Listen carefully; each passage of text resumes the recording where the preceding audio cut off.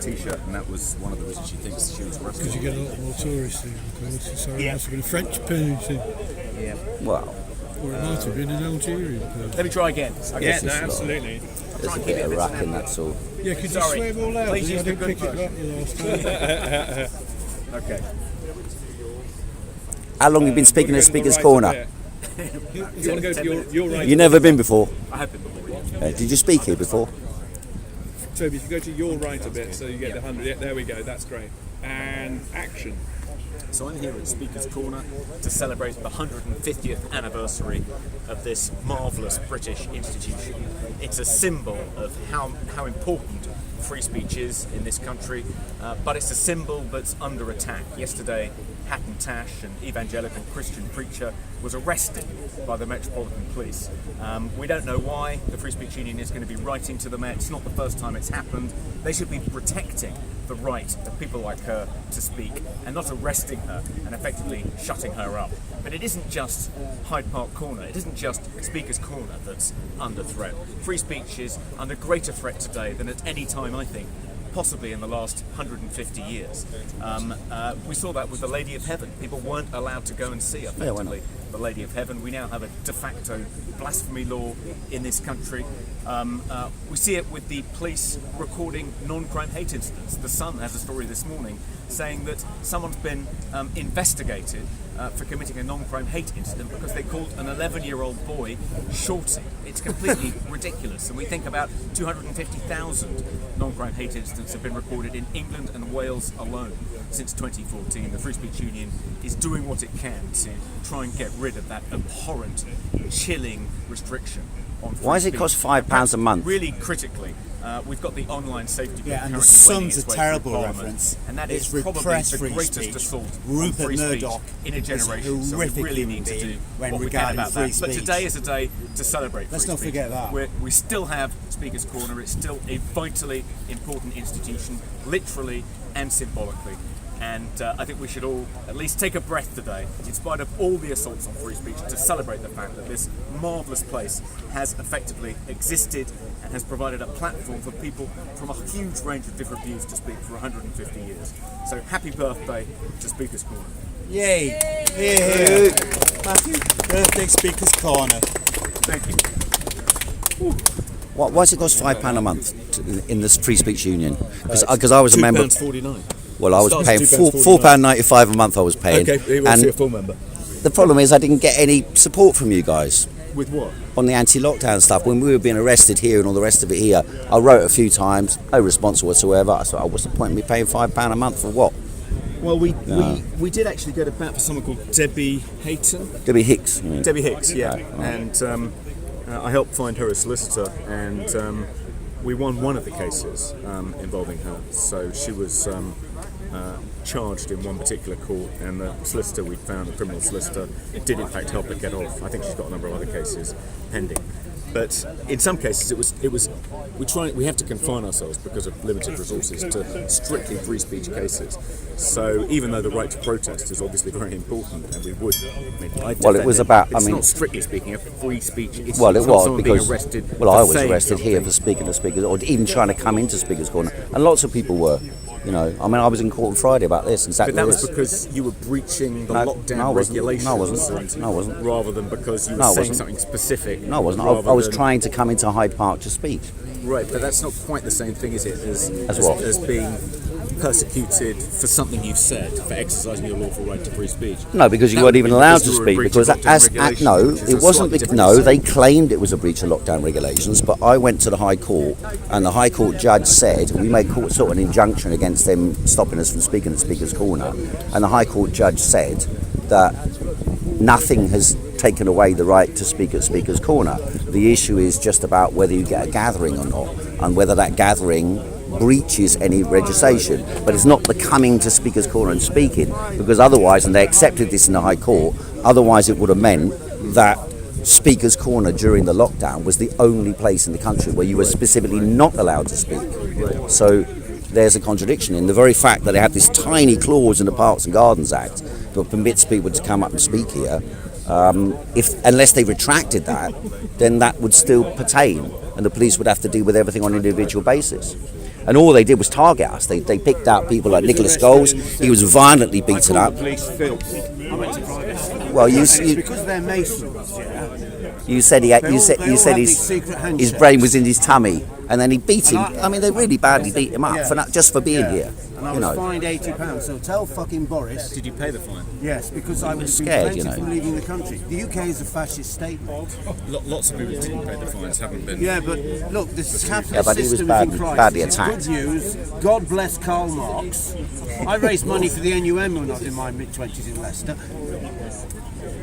It doesn't matter who gets We elected. can't even debate in We either have a liar Parliament whether to or a become a lawyer. republic or not. Well, you cannot speak We as did corner. challenge the Ofcom's coronavirus guidance, which prevented dissenters from challenging the wisdom of the lockdown policy. Yeah, they just cut you out. BBC, ITV, I mean, I had a radio show up get anywhere with it, until the first lockdown. During the first lockdown, I still had a radio show, and then loads of people started writing in complaining about what I was saying. You know what I mean? When I put something on, like I put an interview with Sukarit Bhakti on just about PCR tests, and then they tried yesterday to get back on the radio. They wouldn't let me, so they basically cut you off. You know, you just get censored. That's it. YouTube channels, you name it. For about a week, didn't they? A few days, but they were too big. About 24 hours. That was YouTube, wasn't it? Censoring them, Yeah. On the YouTube channels. I mean, they literally censor us now. If you got a live stream at Speaker's Corner, they can cut you off When I first midstream came at here, Speaker's Corner. Toby, in 1992, I'm from Leicester. Within 2 years, I arrested for nothing. I was a new face. Right. And then I was arrested for nothing. I've been arrested 3 times. I'm going to catch. Hey, Stevie! I must point out that musical instruments are actually not allowed in the room. Yeah. In case there are any police officers present. We've only got one ex. Oh, we got Stevie Barnes. I do have Big to up, say Stevie. that Parks police were invited, but they said they were a little bit too busy today. Changing the guard. Yeah. Oh yes! Sorry, I didn't see you. I didn't never got one see here. you without your uniform. Brilliant. Undercover. Oh, you're undercover, are you? He's undercover. So, thank you all for coming. It's a secret policeman's ball. And thank you for Toby for coming particularly and representing the Free Speech Union, and maybe you'll come up and say a few more words, that'd be great. About the Mothers Union. The Mothers Union, I don't think they're here. So this is a really important day. I was speaking to a guy earlier and they're saying the specific points in history are often really significant, and I think we should never overlook them. And today, the 27th of June, is one of those days for Speaker's Corner. I knew quite a few months ago that this year was the 150th anniversary of Speaker's Corner, but I only realised a week and a half ago when Guy it was actually, sent me a link to point out that the 27th of June was the very specific day that the Act came about. So the Act that first gave Speaker's Corner legal protection as a place for assembly and for public speech was the Parks Regulation Act of 1872. So for the last 150 years, we have absolute legal protection to do what we're doing now. And it lets even Nazis like Well, you we don't really. have their We say. don't really have absolute legal protection. Let's be real. Let's be real about it. It's not absolute legal protection. And he's not a Nazi. He's not a Nazi. And you know the wonderful thing about free speech is it doesn't matter how mad you are, you Or still how much a have Nazi Boo. still let you speak here in the UK. whatever nonsense, So the UK whatever is lies, brilliant. whatever bullshit you want to come out with, come to Speaker's Corner. The professional and you have a hackler home. at this park is upset. Well, He's that's been fair hacked. enough. So, That's embarrassing. You're doing Anyway. ridiculous. Go on, carry on, Steve. Go on, Steve. Go on, go on, Steve. Go on. Just ignore Speaker's Corner. This was, as I said last night, for those of you that were watching, it's got quite a dark history. This place started as a place of execution. with the socialists. It was where we killed our criminals. It's where we hung our criminals on the Tyburn tree, which was a massive set of gallows where up to 24 people were hung at once, and those people were given their last opportunity to give a speech. When those executions were brought to a close, that practice continued, and it's now continued to this day, and may it long continue. And I hope the next 150 years is as important as the previous 150 years. Anyone can turn up here on a Sunday with a ladder, without a ladder, and they can spout whatever they choose. Whatever they choose. Unless if you heckle if them, they think the Earth which is is your flat, thing. then they may come here and tell us the Earth is flat. You might notice there was They chalk were here yesterday, all over yeah. the Speaker's I know. Corner because the Flat Earthers returned yesterday. So welcome return to the Flat Earthers. But over the years, we've had a real diversity of speakers here, be it vegans, Which you help be repress it politics, by be it heckling comedy, people. be it Flat Earthers. The one thing that has happened. Shut it down! Shut it The down! one thing that has happened in recent years, going, Steve. which in my view is unfortunate, is that religion has taken over. Oh, you sound Religion rich has there, taken over. Steve. There have always been religious people here, though. There have always been Welcome, religious Steve, as people I here. make that point. Religion has indeed taken over, and it's a little bit.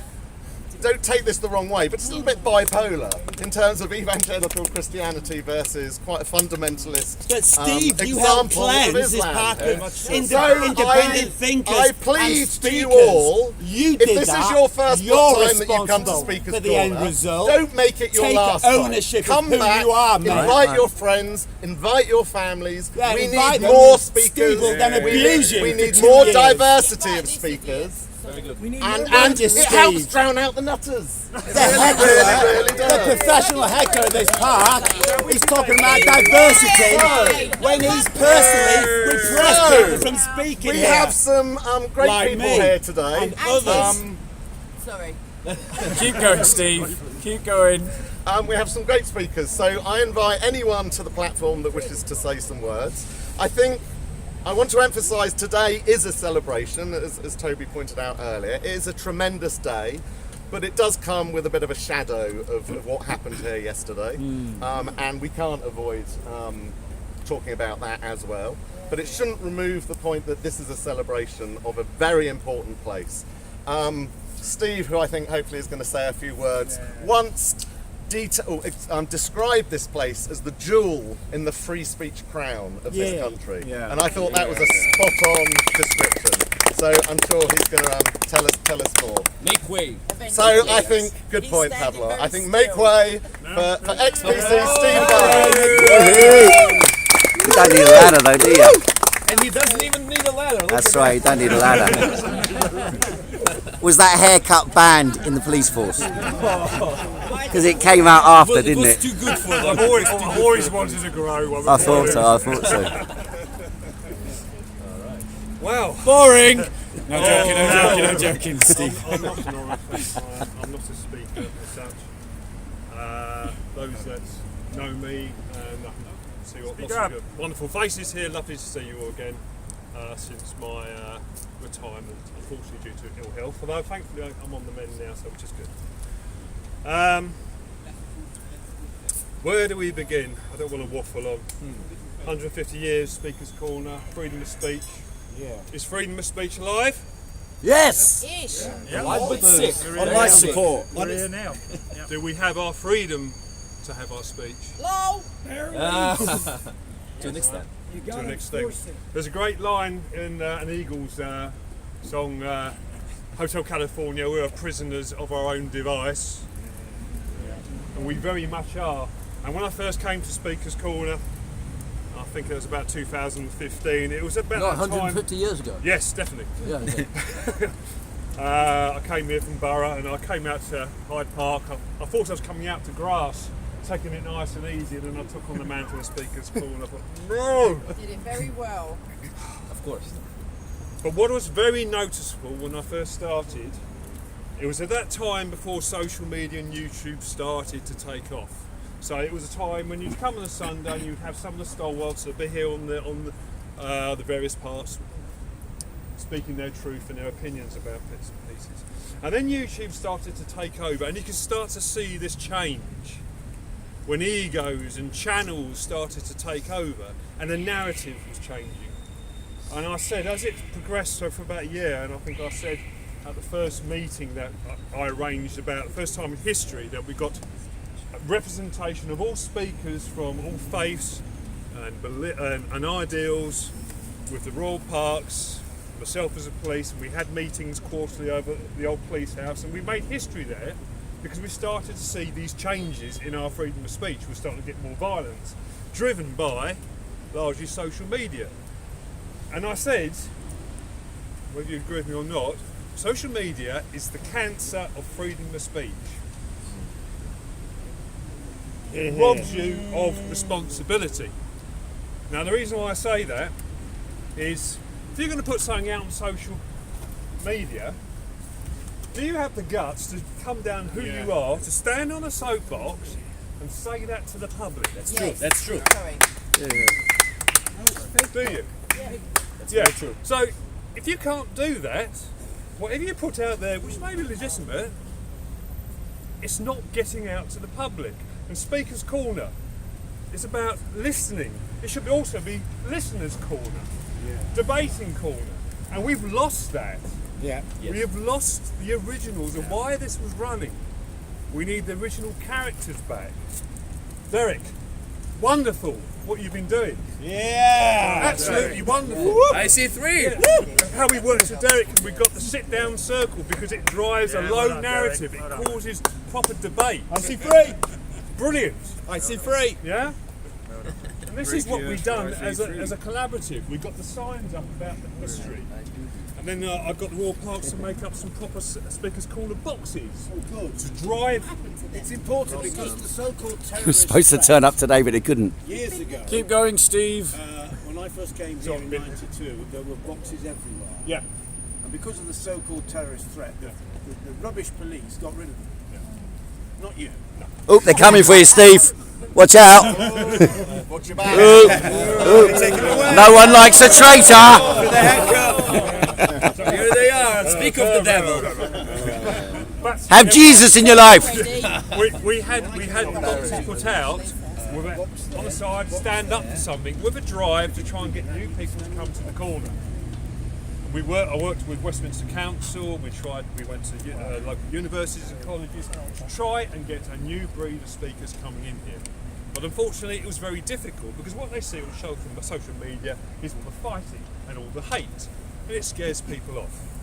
And it became a nightmare to contain. But thankfully, during my time, we worked together. We managed to identify the troublemakers, and we dealt with them.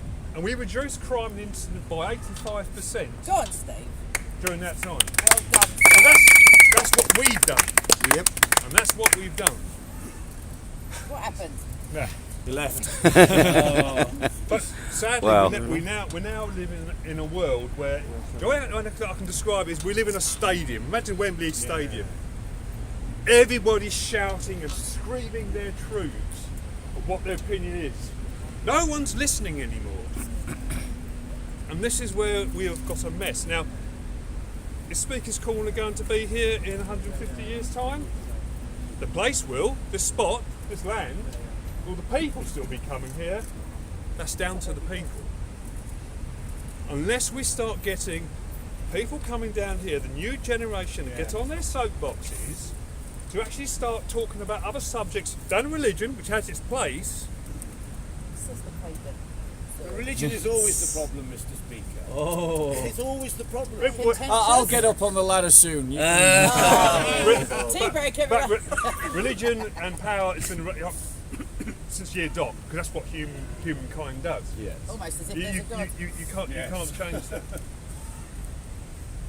But if we're going to celebrate this, we've got to. This is imperative. We've got to get the new speakers down here. Otherwise, it's going to get worse. As Can it? As Bob As Bob used to say. As Bob used to say. he was right. He was right. Of course, he was right. Yeah. So we need more people coming down with a billboard saying this, or it could only get better, maybe. Yeah, that's what I used to say to him. Different generation. What else was I going to say? I'm waffling there. Don't worry about it. Extinction Rebellion. Right, policing Speaker's Corner itself. That's it. Extremely difficult. Yeah. I cannot tell you, and it did. It actually made me quite ill. I mean, I did actually get some serious anxiety from it because it's coming on a Monday, and if you saw the grief and the shite I had to wade through, and you think, my God, these are adults I'm dealing with here. 99% of it I just writ off. And as we know, with the Redmond Bates ruling is, if you don't like it, Go on. With who? don't be here. But policing is difficult. Yeah.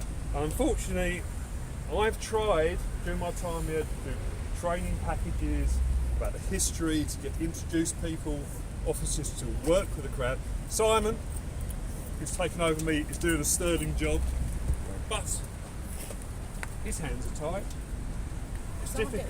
It's difficult to get police officers to come and get out their cars to actually talk to people and not go get that camera out of my face. Yeah? But policing reflects our society. It's easy to go and poo-poo the police are this. No, the police are you. They're anybody. This generation coming through is the same generation that's been brainwashed again by social media, driven by that stadium of hate. So that's difficult.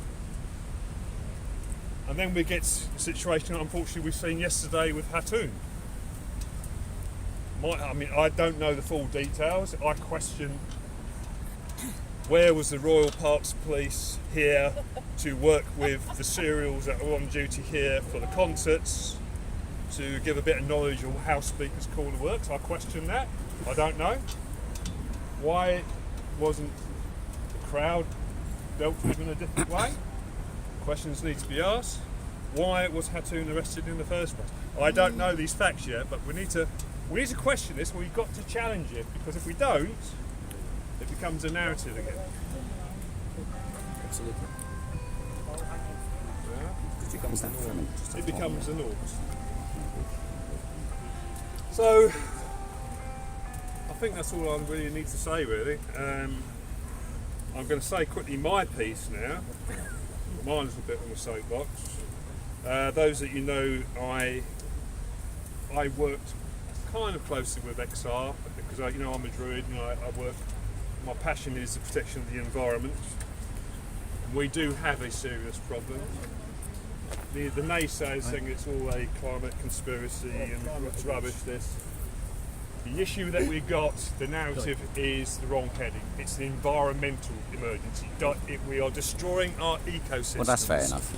Capitalism is. That's fair.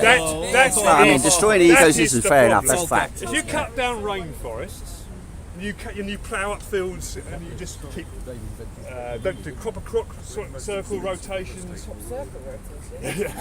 He said The poisons go into the waters and the rivers. Did you know that all our rivers are now classed, you cannot swim in them because of the poisons in them? Oh dear. We have lost 80% of our amphibians because of all the poisons we're putting into our rivers.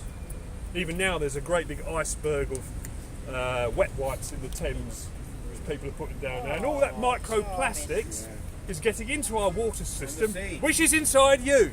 Yeah. Yeah, that's inside you. Yeah. Yeah, and all the chemicals in our foods and the plastics and everything. We wonder why cancer is increasing, because you're consuming it.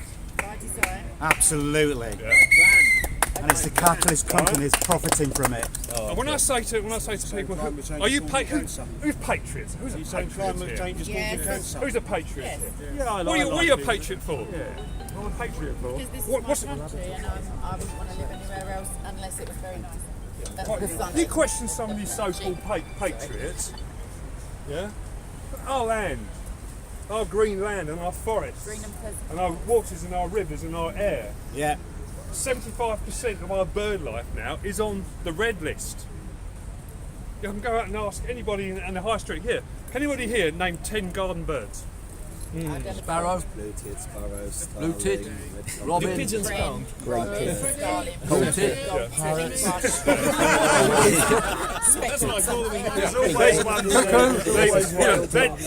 They're going out. We've got the lowest diversity of wildlife anywhere in the whole of northern hemisphere. There are now. a few dinosaurs left. They're in the House of Lords. Yeah. So what I'm trying to get at is we need more people coming down here, Speaker's Corner, and start talking about this. Unfortunately, certain areas of media and certain groups and individuals twist it that it's all a conspiracy, it's climate change and everything. It's real. I've just come back from visiting family in South Africa for 4 weeks. The winelands down there are in massive trouble. And I said to my family down there, there's no insects. You know, you see bushes of here. Don't smell anymore. They don't know. Boy in Leicester, you can smell. And I said, where's all the insects gone? That's I your was nose on the one going. road, because of years and years of spraying insecticides, it's killed everything. Yeah, and they're trying to get beehives running again, and all collapsing. And what's happening now? The northern areas in Africa, are coming down south as well as north to try and get work because their crops are fading. And what's happening now is you're getting wars in the community. People are getting murdered by the dozen every single day in South Africa because of climate change. Steve, I'll tell you something. And I thought I would come here today with you being up there, and I could heckle you, but I can't because I'm going to agree with you. Okay. The issue is that I spent about 5-6 years ago. I went to the Maldives, and I went 2 or 3 years to this specific island on the Maldives, and that island has now sunk. But how high was that And island over the anyway? years, every year we went, the beach that we used to stand on, there was less beach. The water was coming up, and now they've had to remove the resort, and the island has sunk. But isn't it the lowest? Isn't it the lowest and level land round anyway? the corner to this island is what they call Rubbish Island, and you've never seen anything like it. They're burning rubbish on these islands in this paradise area. Just to finalise, I'm waffling on here. No, you're not. You're doing brilliantly. Well, you're going a bit XR-y. You're going a bit XR-y. What's the most precious resource we have on the planet, which is... What's the most precious resource we have? Water. Yeah. We've virtually, the southeast of England, a good friend of mine, she works in one of the main 3 water companies. Southeast England, yesterday, have now declared the southeast aquifers are empty. We have run out of water. No, we haven't. We have run out of fresh water. Once those aquifers drain, they don't fill up. The mob under Thatcher that privatised water. He works for the Jews Rothschild. Come on. As we've got an energy crisis, they're all coming out now about let's get some fracking because we've got all the gas and everything underneath our feet. How much water do you think you need for one well to frack with? One well. Any idea? This is what they don't tell you. One well is the same daily water supply of the whole of New York State. One well. Wow. Now once that water has been used, because they millions and millions of gallons, and they say it's mixed with sand to blast it through. No, it's mixed with lots of carcinogenic chemicals called slick fluid, so it gets into the crack in the fissures to pull out the gas. Once that water's pulled out, you cannot recycle it again. Yeah. That's it, it's gone. So then they inject it back underneath the ground, 2,000 kilometres down under the ground where it's below the aquifers, seal up the casing, and they're sitting there, it stays. So no small alkaline with change. Right, one second. Here comes Enough the of clincher. Here comes the Enough of this. clincher. What happens to the concrete casings as concrete deteriorates over the time, and that concrete and all that water and stuff seeps into the aquifers. Now it's only now in the United States this problem's starting to rise, because once that fluid gets into the aquifer water supply, that's it. It turns the frogs gay. That's it. Your water is gone. Yes, it's not a good day, is it? The company that Quadrilla, British company, only owns 8% of the shares. It's an Australian company, so we ain't going to see a bit of money if they did it. All goes back to Australia, into their coffers. And look what they're doing to their country. The rich getting richer. So we should have carried on hanging them instead of transporting them. Heiko, we've got But the tree still there over I am, because I'm waffling on about my truth. Yeah. But your truth is brilliant, and thank you. What a nice guy. Wonderful to be here. Long live Speakers Corner. But Yeah. as I said, it's all down to everybody here to carry on Yeah. speaking their truth, and most important, listening whilst heckling. Love you lot. We got Steve. Fantastic. Thank you, Steve. We miss you. So we've got 2 special Beautiful. guest speakers that are going to come up next. But after that, it's free house. So anyone that chooses to, I'm not going to be here only here for a second. So our first speaker is a former member of the London Assembly, the founder of the New Culture Forum, and a friend to free speech. So let me introduce you to Peter Whittle.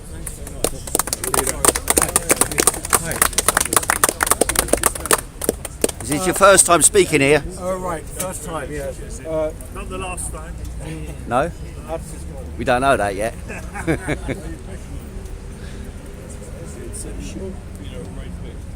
we go. On behalf of the New Culture Forum, I wanted to come today and to congratulate Steve on organising this great event. I don't know about you, but I think that as an emblem of free speech, Speaker's Corner is of the utmost importance to all of our country, everyone in our country. And the fact is, we used to have a saying called "It's a free country." You used to hear it an awful lot. Strangely enough, you don't hear it very much now. And I think that reflects reality. At the time where Free Speaker's Corner is now celebrating 150 years, what do we have? We have we have a teacher in hiding up in Yorkshire for what he said, exercising his free speech as a teacher. We've just recently had a film taken down by View Cineworld because of mob rule, basically, not upholding free Bring speech. back the Lord Chamberlain. But Julian Assange. But I would say this to you, that these things have been going on now for quite some years, these incidents. But the most important thing, I think, is that teachers in our schools should bring their pupils to this place to explain to them the importance of it, because we are now in a situation where there are many young people who don't even believe in free speech anymore. This is a new development. In the past, many of us in the past used to argue about free speech, and it was quite easy because you had the free speech absolutists and you had people saying, "Oh yes, I agree with it, but it's got limitations." Now we're having to argue with people who don't even believe in the concept, and unfortunately, Like Google and Facebook and that lot. They haven't been. And the government agents of the COVID dictatorship. It is incredibly important, therefore, that our teachers, if that's possible, bring kids to this place, and that we have to make sure that the younger generation actually realise that free speech is the very basis of the society in which they live. So that's all I'm going to say. Thank you very much, Steve Faulkner, and thank you for inviting me along. Great event. Thank you. Thanks, Peter. So now over to Toby Young, who I know said a few words earlier, but I'm determined to get him up on the ladder as well. So Toby Young.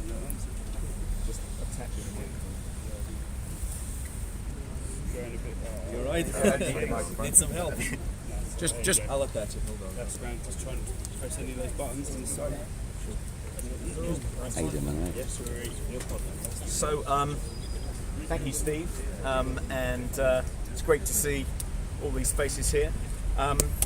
When I was thinking last night about what I was going to say today, Steve invited me last week, I came across a video of Hatun Tash being dragged away from here by the police yesterday. The people corrupt video. When all she was doing was exercising her lawful right to free speech. And the Free Speech Union has written to the Metropolitan Police about arresting Hatun on a previous occasion.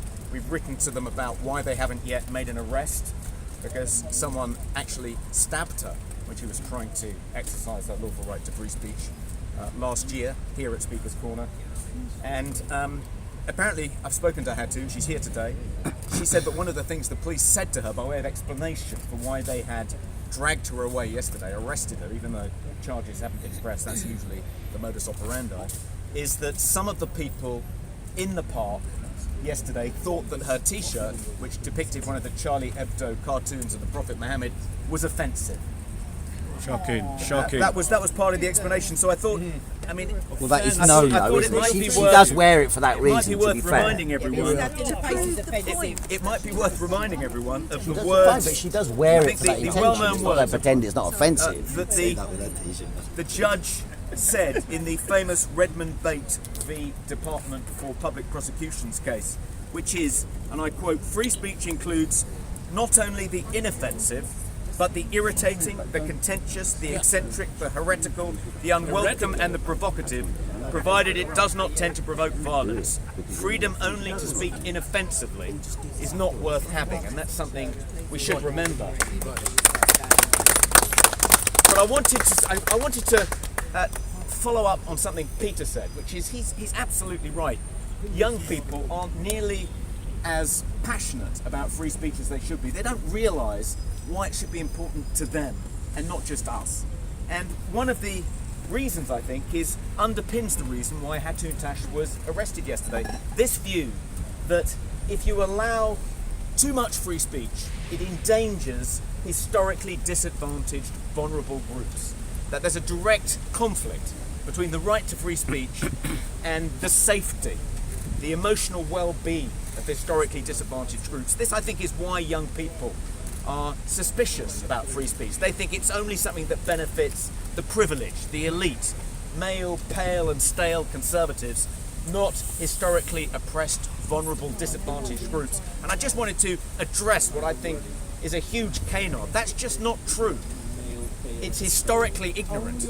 The reason the suffragettes were able to fight for votes for women was because of free speech. The reason the Chartists were able to organise and fight for votes for working Well, they men won their free was because speech. they were They didn't- exercising their free speech. They weren't The exercising reason it, the gay they rights won it in movement battles. in the 1970s There were in physical America battles was here able to to get get off the ground. There were It's because of their First Amendment rights. The reason for the Civil Rights Movement, without the First Amendment protections in America defended by the American Civil Liberties Union, the Civil Rights Movement wouldn't have been able to organise, to march, to protest. That's why the leaders of the civil rights movements, including Martin Luther King, were such passionate defenders of free speech. Free speech has been essential for the success of anti-colonial movements in India and South Africa. That's why Gandhi and Nelson Mandela were such passionate defenders of free speech. The idea Well, he was in prison that for free 28 speech years, though, is in wasn't any he? way the enemy of historically disadvantaged, oppressed people is the complete opposite of the truth. Without free speech, tons of people wouldn't have the rights they have today. Yes, those rights are under threat. Yes, we need to do more to defend them. Free speech has probably never been in greater jeopardy. But we need to nail this canard that free speech is in some way the enemy of oppressed people, that vulnerable people need to be protected from hurty words. That is nonsense. Free speech is the friend of the disadvantaged. Free speech and social justice go hand in hand. They're not in any way in conflict. Anyway, Just respond to some person in the audience. thank you for coming, and it's great to be here. And I look forward to hearing No, what you have obviously to say. not. No. Who's next, It's a bit unfortunate you don't know that tradition. Put Barry on. What about the questions? Mr. You're Young. not allowing questions. Mr. Young. Mr. Young. No, you're not allowing Who wants him to answer questions? I want to hear the next speaker. Mr. Young. Okay, we get him as well, but he can answer a couple because he didn't answer any questions or make any Journalists out of your responses. so-called free speech union. Do you want to speak elsewhere? We can't interrupt. It's assisted to speak. I'm happy to speak elsewhere if you want to speak for a second. May I interview you afterwards? Go on. Right, Go on, John. everybody, thank you very much. Some of you might have known who are regulars here. Many regulars here? Hang on. Okay. Who else? Yeah, of We've course. come in 150 Well, years. some of you might have known my father, who used to be here as a Lord regular. George. His name was Barry Roberts. Yeah, good old Barry. And he used to be here for about 30 years. Now, I'm his son. I'm not as good as him, obviously. He was trained in the noble art of speaking at speakers could. Well, Just keep going, bro. Nor are you, mate. Anyway, Keep going. so I'm just going to say a few things on the subject of free speech and just maybe sort of implicitly criticise the two speakers who spoke before. Go on. Shots fired. Now there's free speech and there's free speech. Thank you, sir. Yes. Speaker's Corner, in many respects, has never been a place for free speech, in the sense that the 1872 Act does not mention free speech. Yeah, true. It mentions something else called public address. Okay, so weirdly, Speaker's Corner is known symbolically as a place for free speech, but free speech does not exist here legally. Okay, now if you... Okay. But what's interesting about the history of free speech is how the authorities have tried to heavily regulate ordinary people's voices here. So go back to 1866 when the Reform League had a riot here. They took down Hyde Park railings to try and get greater political rights for speakers here, for ordinary people. Now, at the time, the Home Secretary was called Spencer Walpole, Horatio Walpole. After the 1866 riots, he then went to the Attorney General and said, how can we stop people campaigning for their rights here? And the Attorney General said, well, it's within your powers to stop people coming here because they're trespassing on the Crown land. But the Attorney General said, don't do that because that will inflame the excitable passions of people. Now, in 1872, because more and more people campaigned for their right of free speech here, the government wanted not to pass a law to allow people the right of free speech, but the right of public address. And there was a debate in Parliament at the time. More liberal MPs said, well, what the hell is public address? That's not free speech. And the way the government had framed public address, they were going to empower the park rangers to decide who would have the right of free speech or not. And there was a big debate in Parliament at the time. Now, since 1872, the government has on different occasions tried to regulate Speaker's Corner in various ways, shapes and form, even today. But the other thing that has occurred here is the different architectural design of Speaker's Corner. So, for example, Marble Arch used to be the grand entrance to Speaker's Corner. In 1908, there's a roadworks that separated Marble Arch. Then in 1961 to 62, there are further roadworks that pushed Marble Arch even further away, but increased the traffic noise round here. And speakers at the time, including Lord Soper, who used to come here, complained that the noise would mean that it would be less chance for people to exercise. You were screening a bit deaf later on. Yeah, thank you, sir. You didn't help. That would regulate how people spoke, the increased noise pollution. And in fact, in 1996, when the Royal Parks Agency, 1994, when the Royal Parks Agency did a review of the area, they said the increased noise pollution has meant that there's less speakers in this vicinity here. So the speakers in 1961 were correct. So my point being, you will hear a lot of people say this is a place to celebrate for free speech, but historically the authorities have always regulated people's voices here. And legally, people don't have the right to free speech. The most they have is public address. Okay, so there you go. Well done, thank you. Trip up the old block.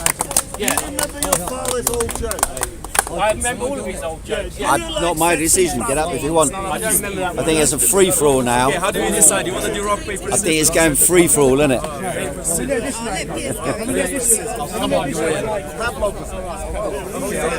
think we're going to have to end up soon. This is about free. This is about speakers. What's the matter with that? What's the matter with that?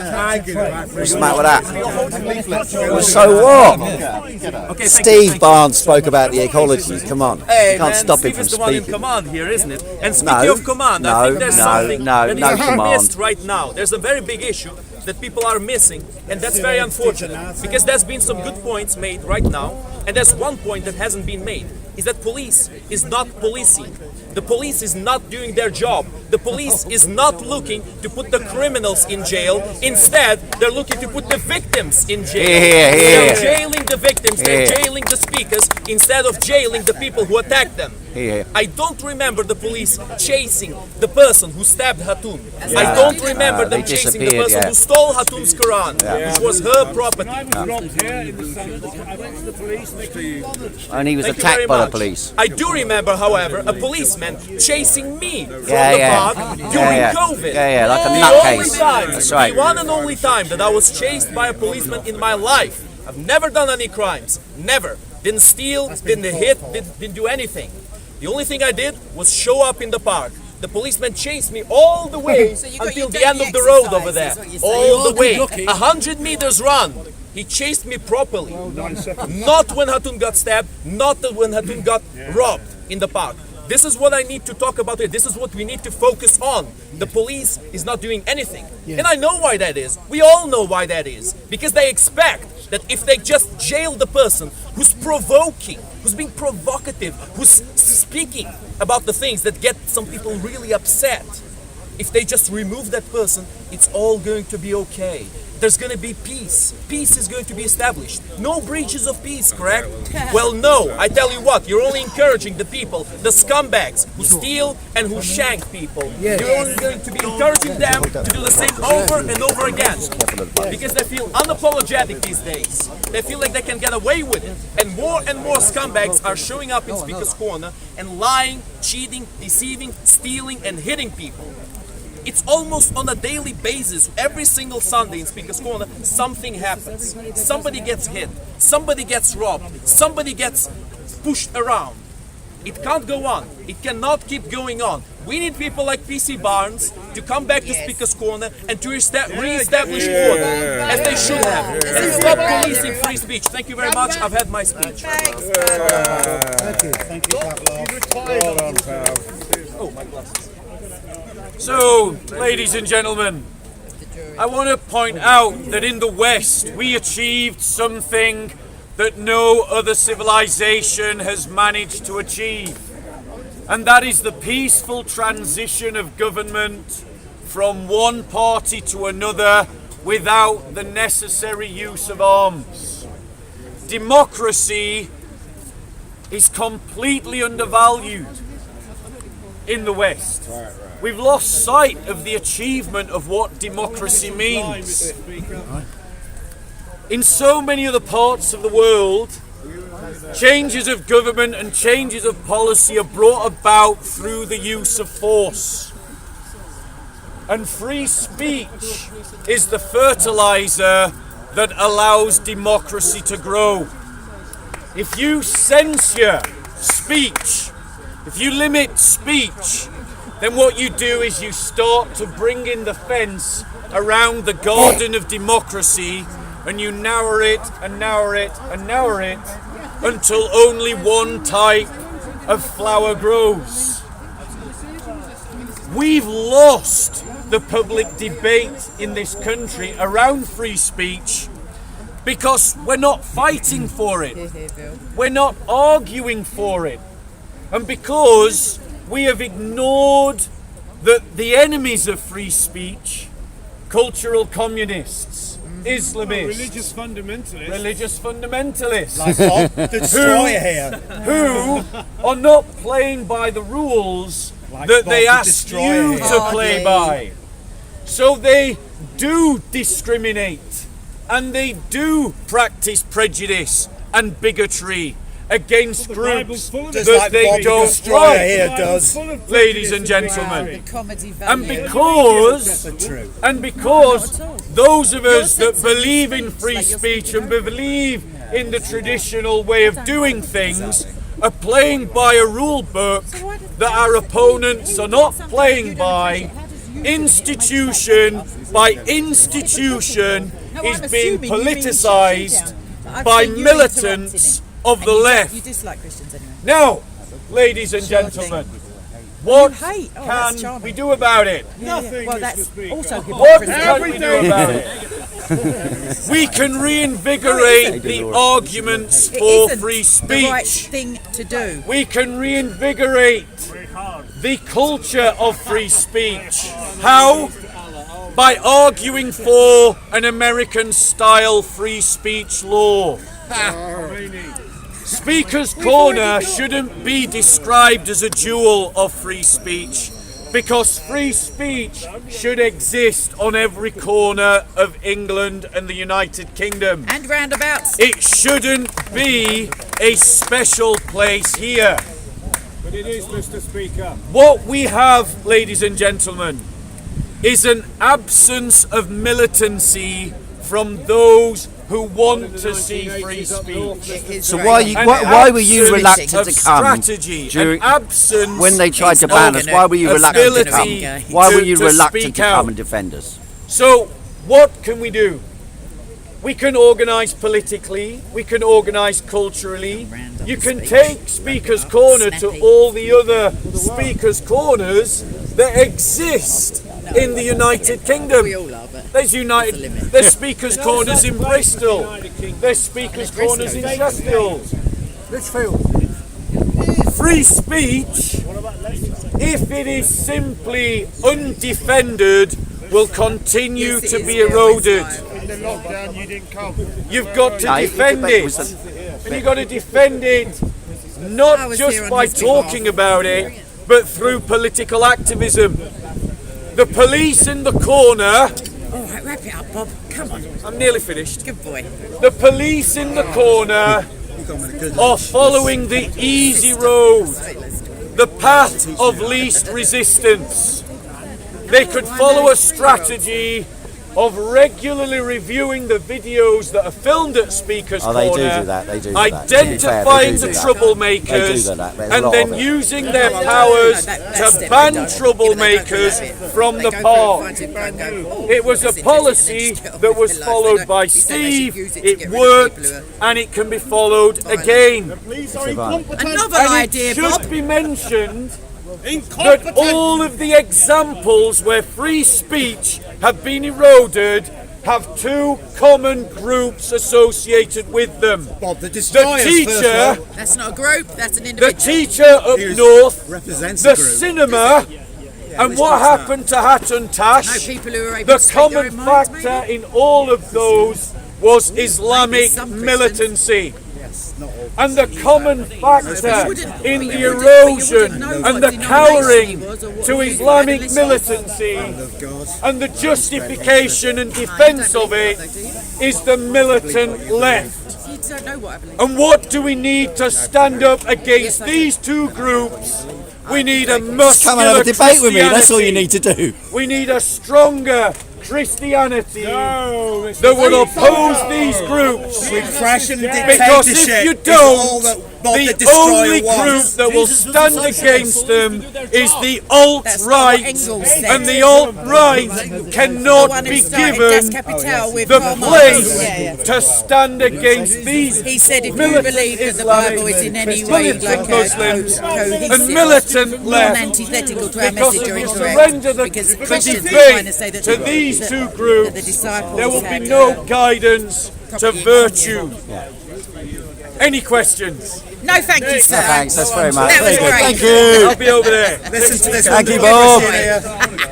Oh my God. Thank you, I'll be over Bob. there for Has someone questions. spiked my drink? We won't be. Right, I might have to go to it. No, it won't be too long. As long as you I'll like, check my Mr. battery in a minute. As long as you like, just stand here. Is this Just the right until I height? get Or up should there be one down? Yeah. Is that better? Right, this is Hello, Piers, hello. everybody. Keep it here. It's just fine. They can't see it. I'll turn it round. Just clip it on if you want. We're going to catch the beginning of Piers' speech. Catch the Can you hear me all right? and then we're going to go and... Well, it's fantastic to be here. 150 years of Speaker's Corner. And I welcome everybody here, including those who failed to turn up and support us on the day when we were attacked at the start of lockdown here. Because the lockdown was attempting to end free speech, and those small numbers of us who stood up then and spoke here and defied the police and defied the lockdowns are probably the reason why we're still here now, able to speak.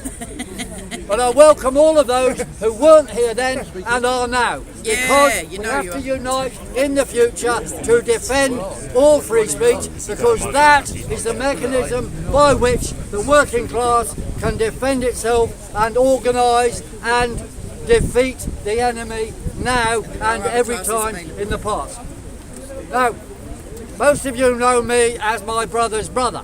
That used to be the case. Not anymore. And maybe I'm now his brother, but that might change He and might be he'll your be my brother. brother. Wow. Unfortunately, as you know, he's lost his way completely and is now formed an alliance with Extinction Rebellion and Just Stop Oil to campaign a big oil psyop, the mentally deficient, Just Stop Oil campaign. He's with them now alongside Tony don't Blair, sugarcoat it. Say how you feel. Keir Starmer and all the worst people in the world behind the World Economic Forum. And I challenge my brother to a debate in Speaker's Corner. He's independent, Mr. Speaker. He's all the bus pass. Citizens, I first came here in 1965 when there was no such thing as a mobile phone, there was no colour television, there was no colour photographs. Just you.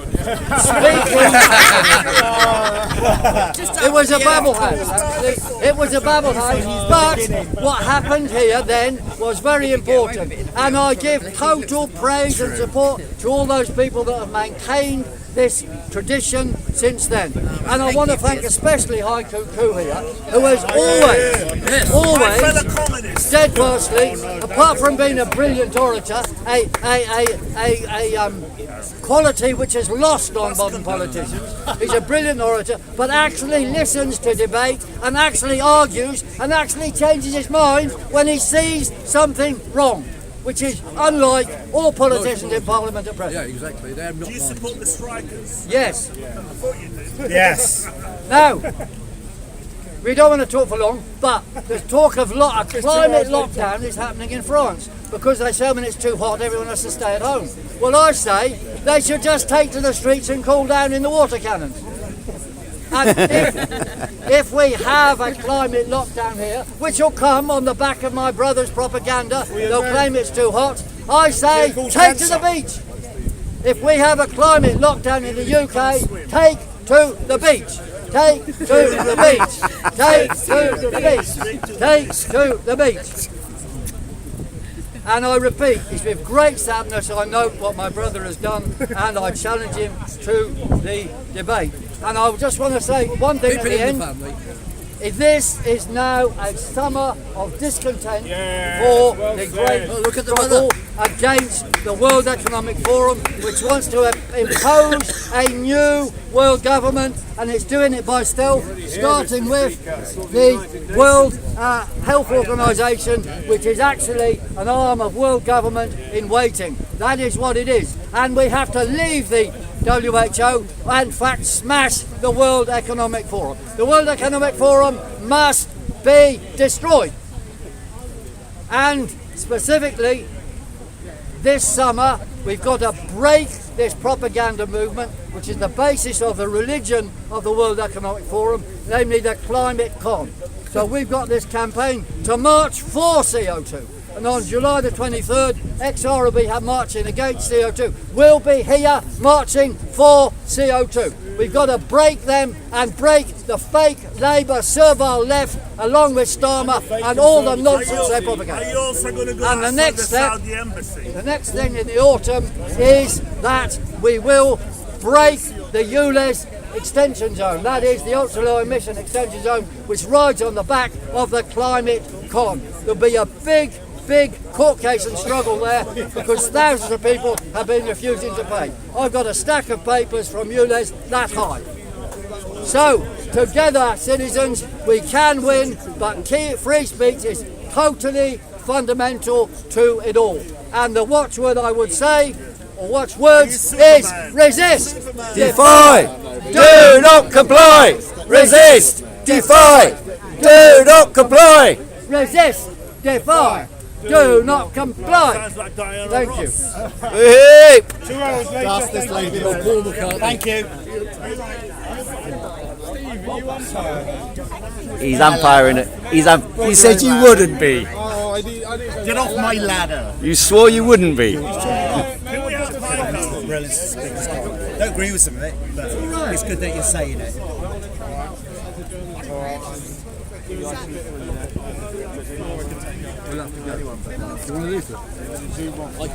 Anyone but dust?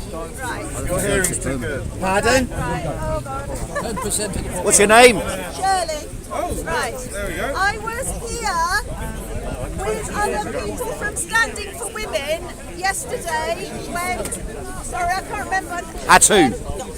Was arrested. Can we just keep the noise down a bit? We've got a wonderful speaker here. Can we just make sure we can all hear her, please? Oi! That's all right. You're free to speak. So I'm very sorry that I didn't realise that was going on. We have monthly Speakers Corners events. This is Standing for Women, and the reason I feel free speech is so important is because if we don't have people speaking freely, we don't know what is happening. And I only found out about the assaults on our freedom to talk about women and what a woman is 2.5 years ago when J.K. Rowling spoke out, and I knew she's not a hateful bigot. Before then, every time I heard about transphobia and all of the stuff that was said, I thought, oh, they must be right, they must be hateful bigots. And when Kelly J. Keane, who created Standing for Women, some people call her a racist, I don't believe it. Anyway, she created the idea of this as a billboard, and she paid to have a billboard put up somewhere in the north of England, I remember, and it says woman, adult human female. That is the legal definition of what a woman is.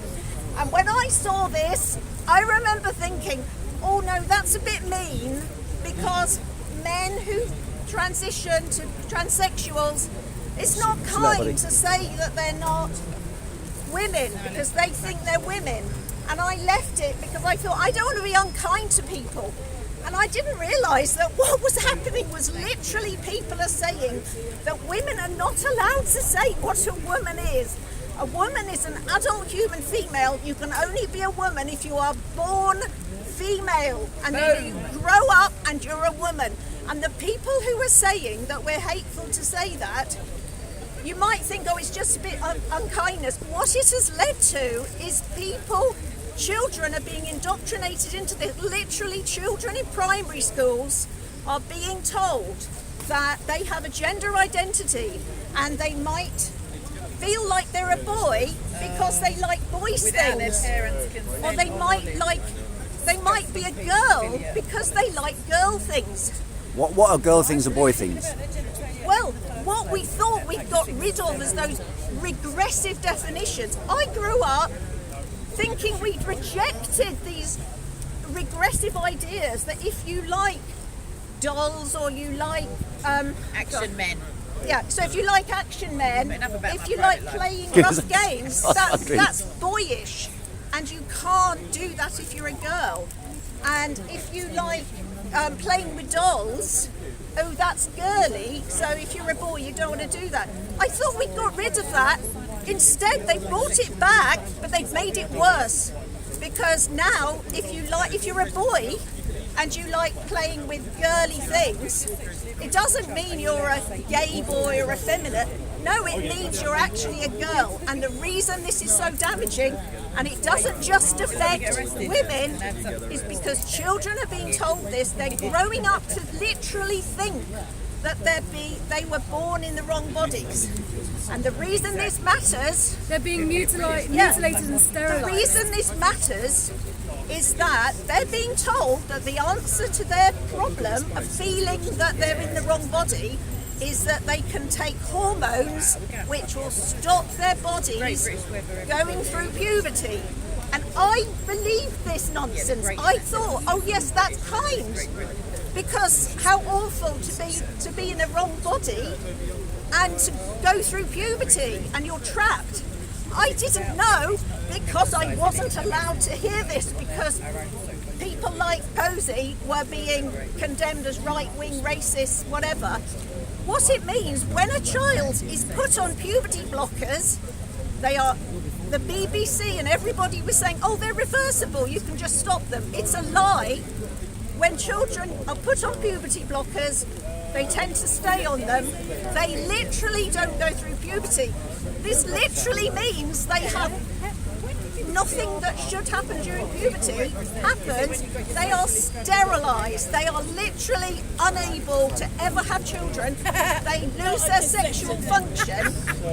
This is lies. And I was at Bristol last Sunday. We had a Speaker's Corner event at Bristol. The police let us down and it's being looked into. We were literally up like this with people refusing to let us speak. We've got a big event in Brighton in September. We think the police will actually uphold our rights to free speech. I said to a police officer at Bristol, why are they being allowed to drown us out? And he said, well, we have to let everybody have their free speech. So that isn't the case. If people are blaring noise at you and you can't be heard, then that's you don't have free speech. True. So, this Saturday, and I'll read the quote. I'll shut up because I know I'm going on. Can I just ask you something? Can I just read this quote? All right. On Saturday, a lesbian feminist who has been fighting against violence against women for like 40 years had booked a library to do an event to speak to young women about how they can, be confident and not feel oppressed by male violence. And I'm sorry, I know most of you are men, but I'm sure you're not violent. She was not talking about trans rights. Nottingham City Council cancelled her booking. Book it for Drag Queen Story Hour and send her in. And the head of Nottingham City Council said, this is due to the Speaker's views on transgender rights being at odds with aspects of the Council's equality, diversity and inclusion strategy, and she also referred to their membership of Stonewall as being a reason why they couldn't hold it. So I just want to say, if you hear people being accused of transphobia, I'm on. Please don't accept it. Please actually look into it. I'm just trying to because sneak in past you. once I started looking into it, I was so horrified to learn that I can win. Well done. So I think that's it. More women at Speaker's That's Corner. not my game. Yes. Why don't you guys come and speak over here instead of hiding in the corner over the other side? Wow, what a great day. Just one sec. Well, I've still got the microphone now. Sorry. As I understand it, your group is generally speaking in the middle of the park and not over here where we are. I'm sorry, I forgot to say, because I know I'm wittering on. 5 years ago, nearly 5 years ago, Maria McLaughlin was assaulted here at Speaker's Corner by a man claiming to be a woman. I mean, she was like 55, she was like tiny, he's about a foot taller. So that was bad enough. It did go to court because there were videos. Yeah. In terms of free speech, we don't have free speech in courts because there is such a thing as the equal treatment bench book, whatever, and it means that in court, if a man claims to be a woman, he has to be referred to as a woman. And in court, Maria was forced by the judge to refer to this man as a woman. And she was really angry about this, and in his judgment, the judge referred negatively to the fact that she did not want to refer to him as a woman. The judge saw this as her being militant, unkind, and he literally, his judgment reflected his views that she was being provocative. So just please remember, if you read that a woman has been convicted of a sex offence, look carefully. Men who claim to be women are now, I think it's 1.8% of rapes in this country are being committed by men who claim to be women. And in court, a male rapist will be referred to, alleged male rapist will be referred to as she, and will even have the nonsense of her penis. And I'm not joking, this is actually the fact, equal treatment bench book. And they have only just about 6 months ago changed it so that the claimant, the woman, is not forced to say she raped me. Originally, when this book was written, a woman claiming that a man had raped her was forced in court to say she raped me with her penis. So please don't believe what you hear about transphobia. It's not transphobia, it's truth and reality. Thank you very much. Thank you. Sorry. Go on, Dust. Having bring more women to the park, as our man said earlier. Wow, 150 years of free speech, ladies and gentlemen. That's something the UK has to be incredibly proud of. And all the people that come here to speak and all the people that come here to listen have contributed to the brilliance that represents free speech.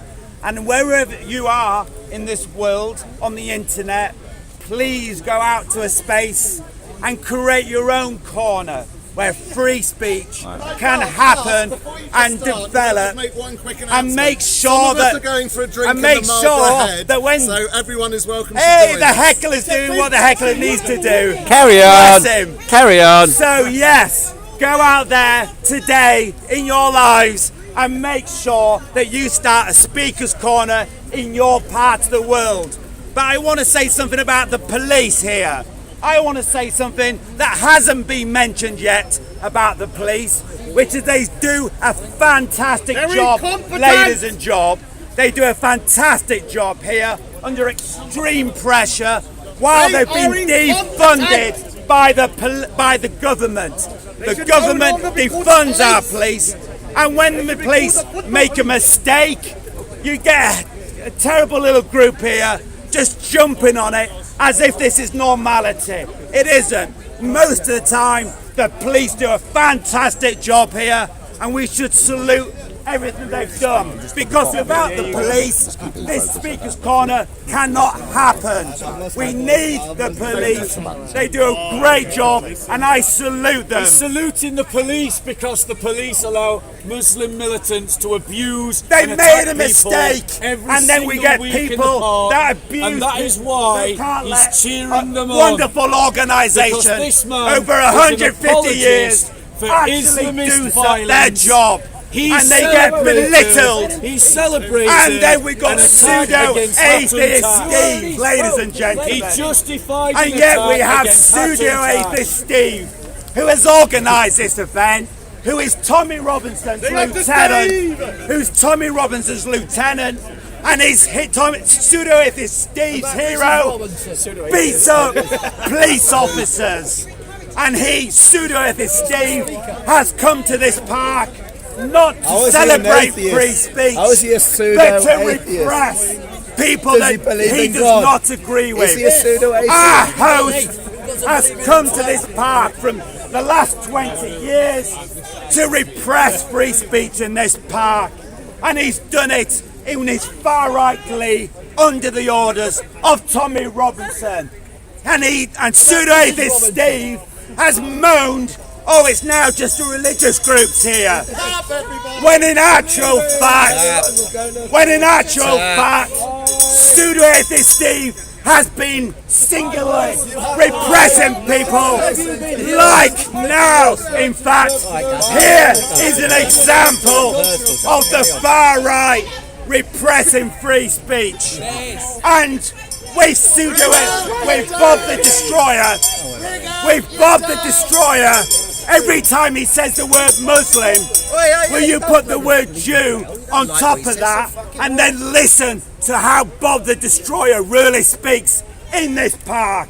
So remember that. Every time you hear Bob the Destroyer say Muslim, put the word Jew and see how disgusting Bob the Destroyer truly is in this park. And I want to say just one more thing. Kyle, one of the great speakers in this park, couldn't make it today, but if he could, he would be here and to speak about how he has contributed also. So come to Speaker's Corner and listen to all the views, and especially come to listen to Kyle, because he's one of the great speakers in this park. And I'd like to hand it over to our next speaker. Thank you very much for your time. My name is Dust, I come with a 2-year guarantee not to rust, and I thank you very much. And you just saw a great example of repression of free speech just then on all your videos. Thank you. Sorry, we've been waiting. Well, so we. Well, we were here before you. You weren't even here. I've been here since 11. Yeah, that was. I'm sorry, Steve asked me to.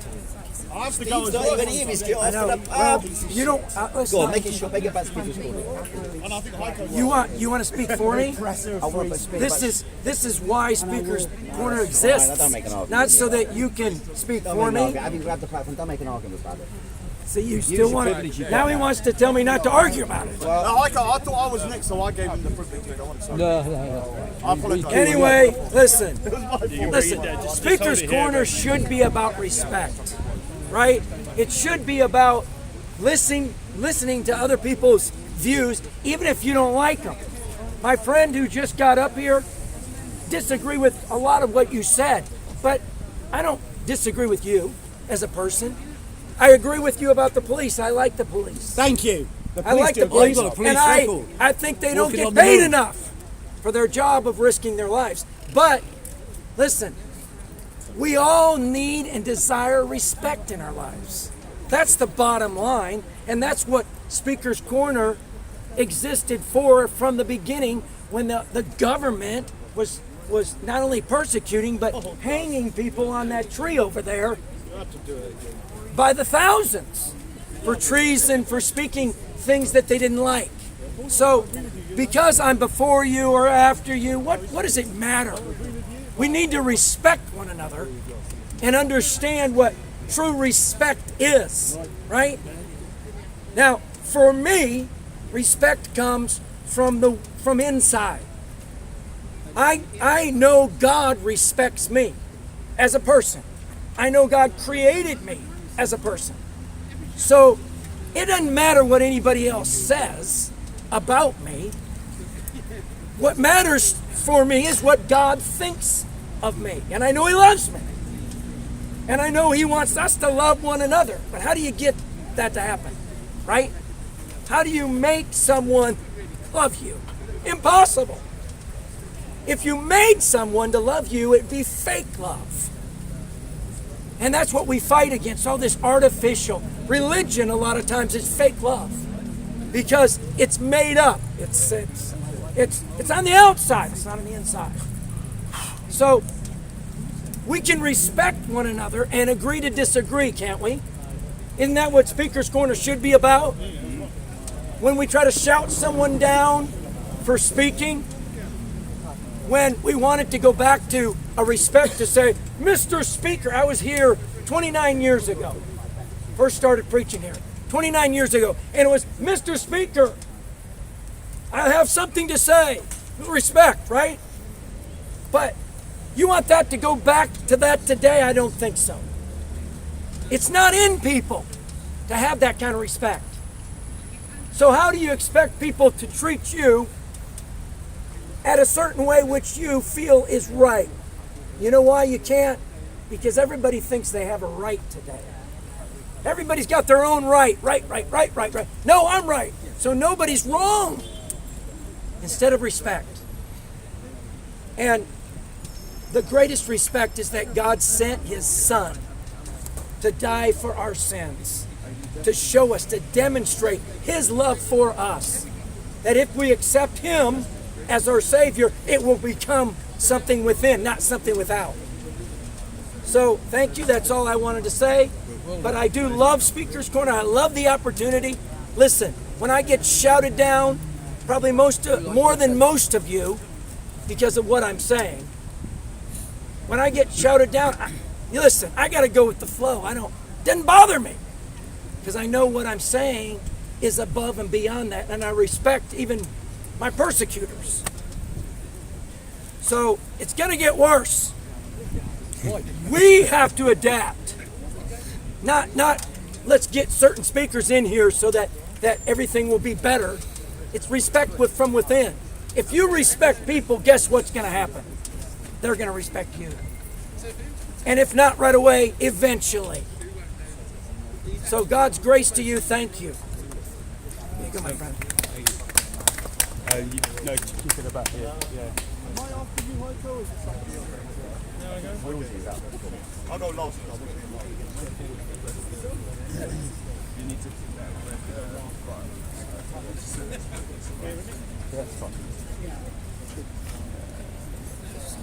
I've been speaking at Speaker's Corner since 150 years ago. December 1985, and I came here and spoke just before going to France for a big protest movement there, and then I came back and started speaking here on a regular basis, pretty much every week for 37 years now, apart from when I was abroad.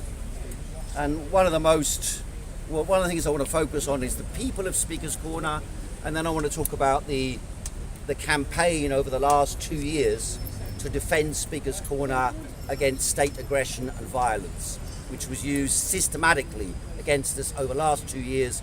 I was in court even last Friday, or just Friday past, accused of coming to Hyde Park, trying to speak on the 27th of December 2020. So these are two themes we're going to cover.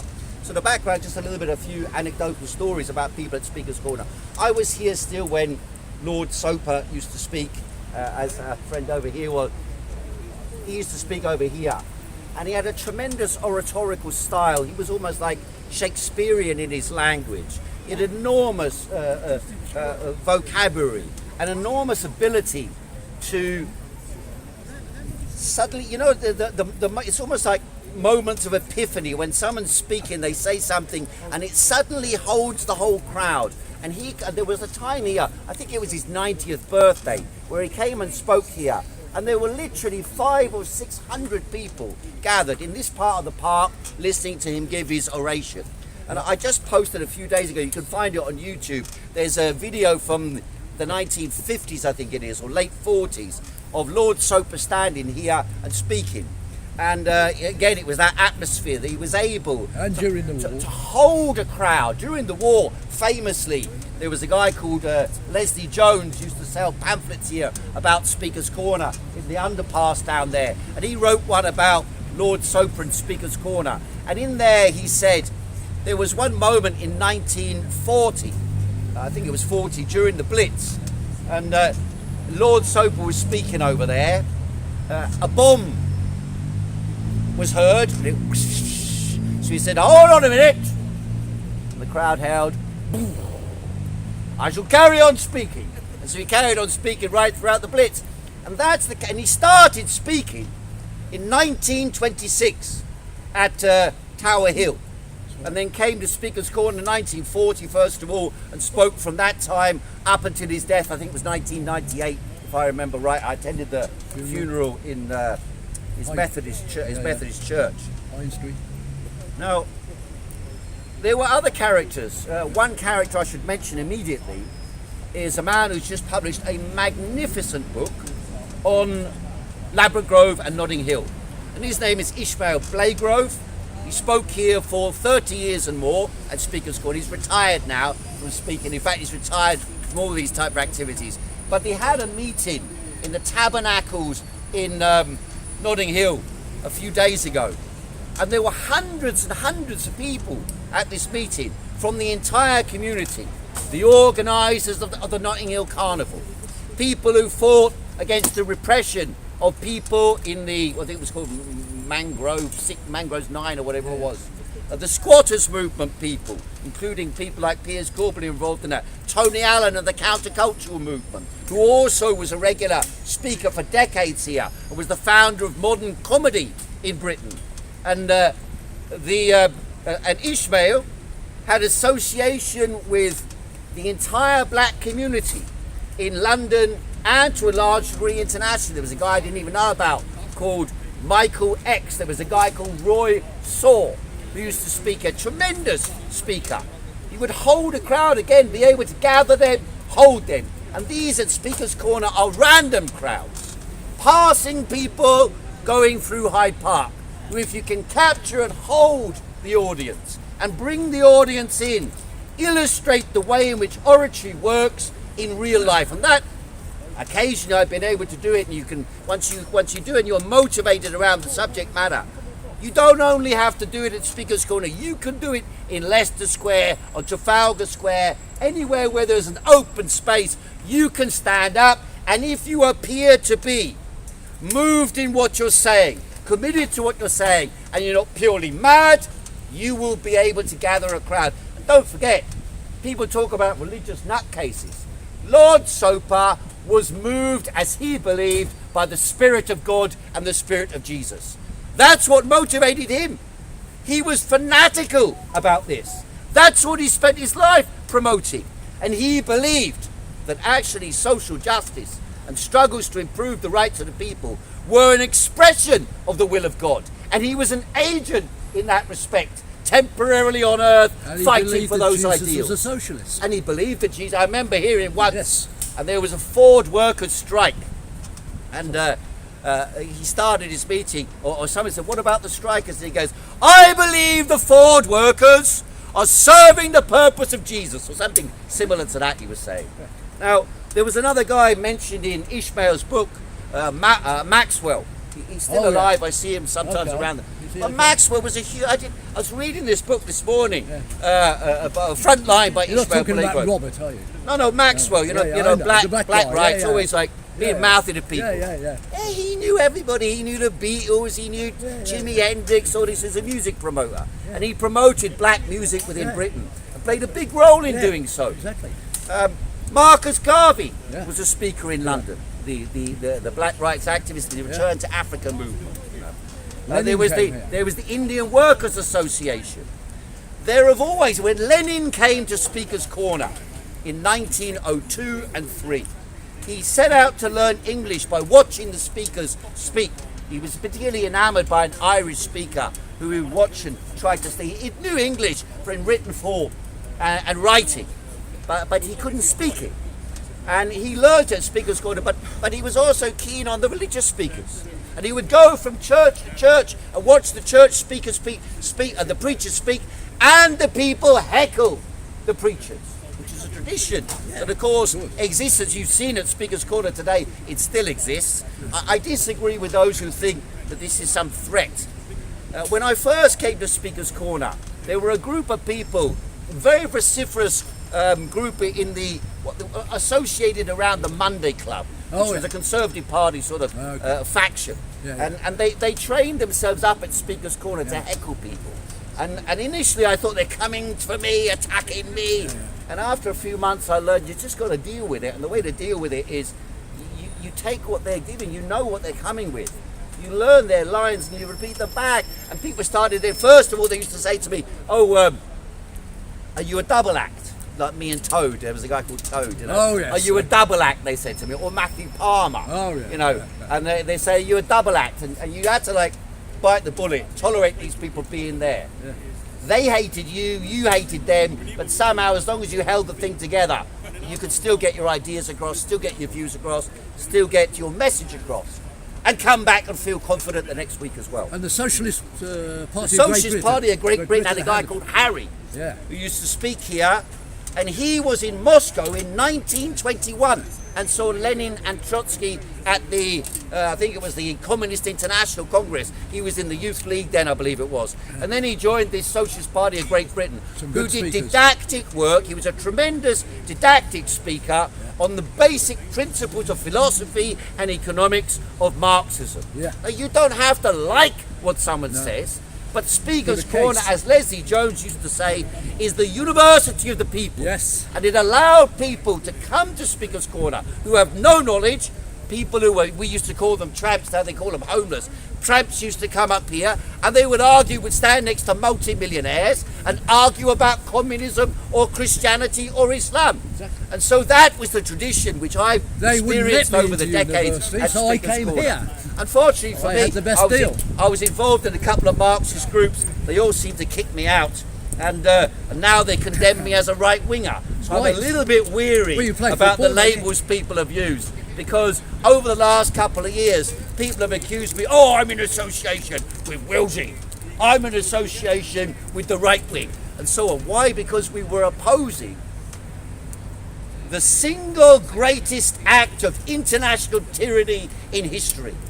The imposition of lockdowns and coronavirus dictatorships across the entire world on a lockstep basis, which appeared to us here in Hyde Park as the attempts by police and the de facto reality of the police closing down Hyde Park on and off for 2 years and arresting those of us who, there were times when we just walked into the park and people were arrested just for walking into the park.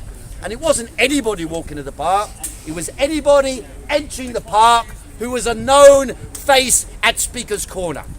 And the reason we were able to defeat them was because at the end of 3 anti-lockdown protests, we gathered here at Hyde Park. We agitated for people to defend Hyde Park. One occasion, the police were forced out in this direction. Another occasion, the police in open fields, just like in the 1850s, they had lined up about 150 police, making charges at us with their batons flying, grabbing small women, in particular small women, forcing them to the floor, handcuffing them, dragging them away, and we pushed them back out of the park on that occasion. The final occasion was last year on, I think it was the 24th of April. We came to Hyde Park and we drove them out of there. Was a band playing here, Jam for Freedom.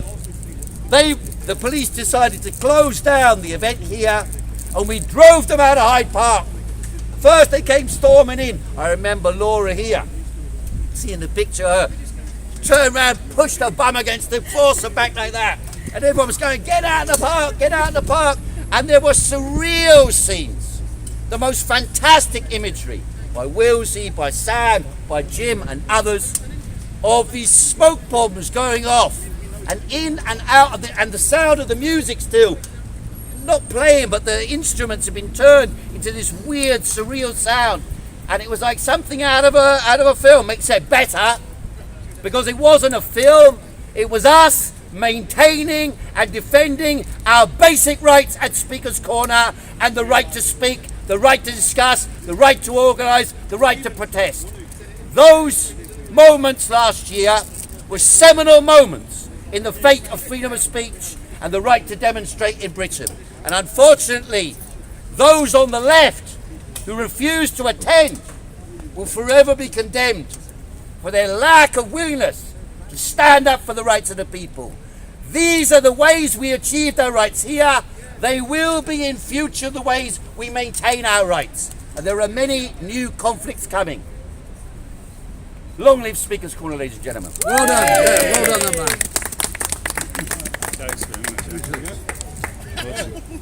You want to take over? Who's this guy? So you don't press that. Thanks very much. Oh, sorry. Is it working? I'm the last one.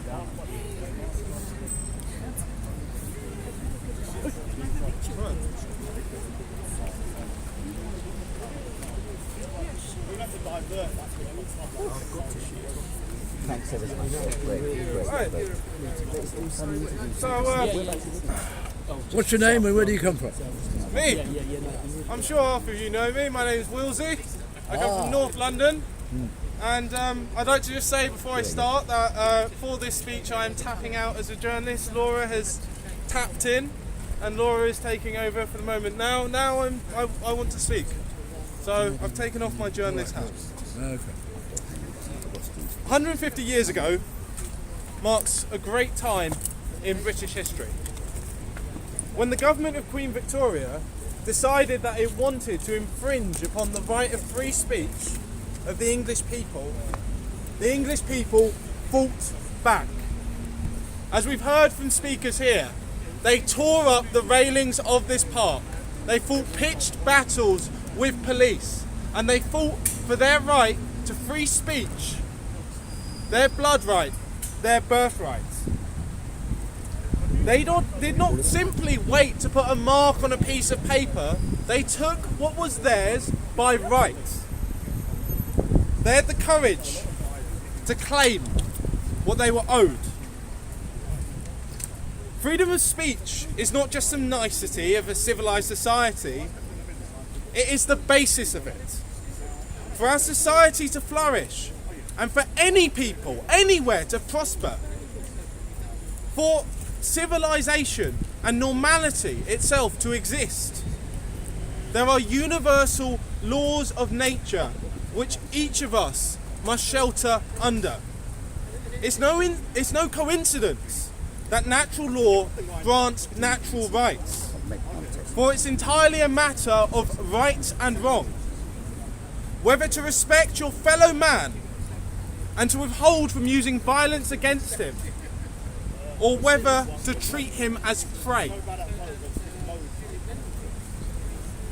Such rights include the right to speak freely, the right to associate freely or disassociate, to have your privacy, the right to trade and do enterprise, to make something and sell it freely without imposition, to defend yourself and those you care about, and from that our right to bear arms by which to defend ourselves, to put us on a level playing field against any aggressors.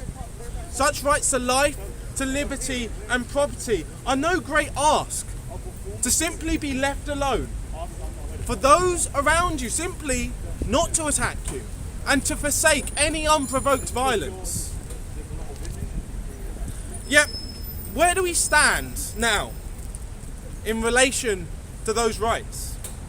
We now live in a country where people are being locked up in a cell, where people are being taken away from their friends, from their family, from their employment, for speaking. We now live in a country which systematically robs people of their bodily integrity, which coerces them into medical treatments. Or let's talk about the widespread genital mutilation of young boys, which I've got to admire some of the activists here for speaking about. This is the only place in the country you'll hear about it. It's widespread. Tens of thousands a year. We now live in a country where peaceful protest is violently crushed, as Dr. Koo has talked about, and the pitched battles fought over there, just to go outside your house. We now live in a country where people are locked up for owning herbs, for deciding to take the drugs that they choose as adults of their own free volition to take. We are robbed of sovereignty over our own consciousness, that we cannot take what drugs we choose to amend our own experience, where despite there being no victim and therefore no crime, these people are treated as criminals. And yet how many millions of people in this country smoke weed or pop a pill or snort a line of coke? Well, we know all of those lot in Parliament are doing it, don't we? It's the real But truth. I guess it's one rule for them and another rule for us. We now live in a country where the state covers up the systematic rape of children when they published their report into the rape gangs in Telford and Rotherham, which, by the way, the police were complicit in, the local council were complicit in, the social workers were complicit in. The government decided that the British public shouldn't know all of the information. They shouldn't know the background of the perpetrators. Well, why not? This is a report paid for with our money, yet the government's telling us that we can't see it. We now live in a country where the government takes closer to half of every pound earned, where they rob from each and every one of us through our pay packets.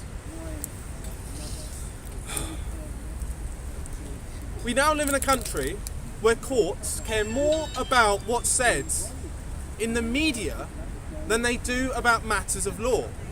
I remember when I started Resistance GB, the first thing I did was I went to report on the Simon Dolan case. And do you know what the judge said? I think he was the Chief Justice of England and Wales or something pretentious like that. He started talking about, you know what we've seen in the Times newspaper. What is this? Is this some sort of democracy? Is this some sort of republic?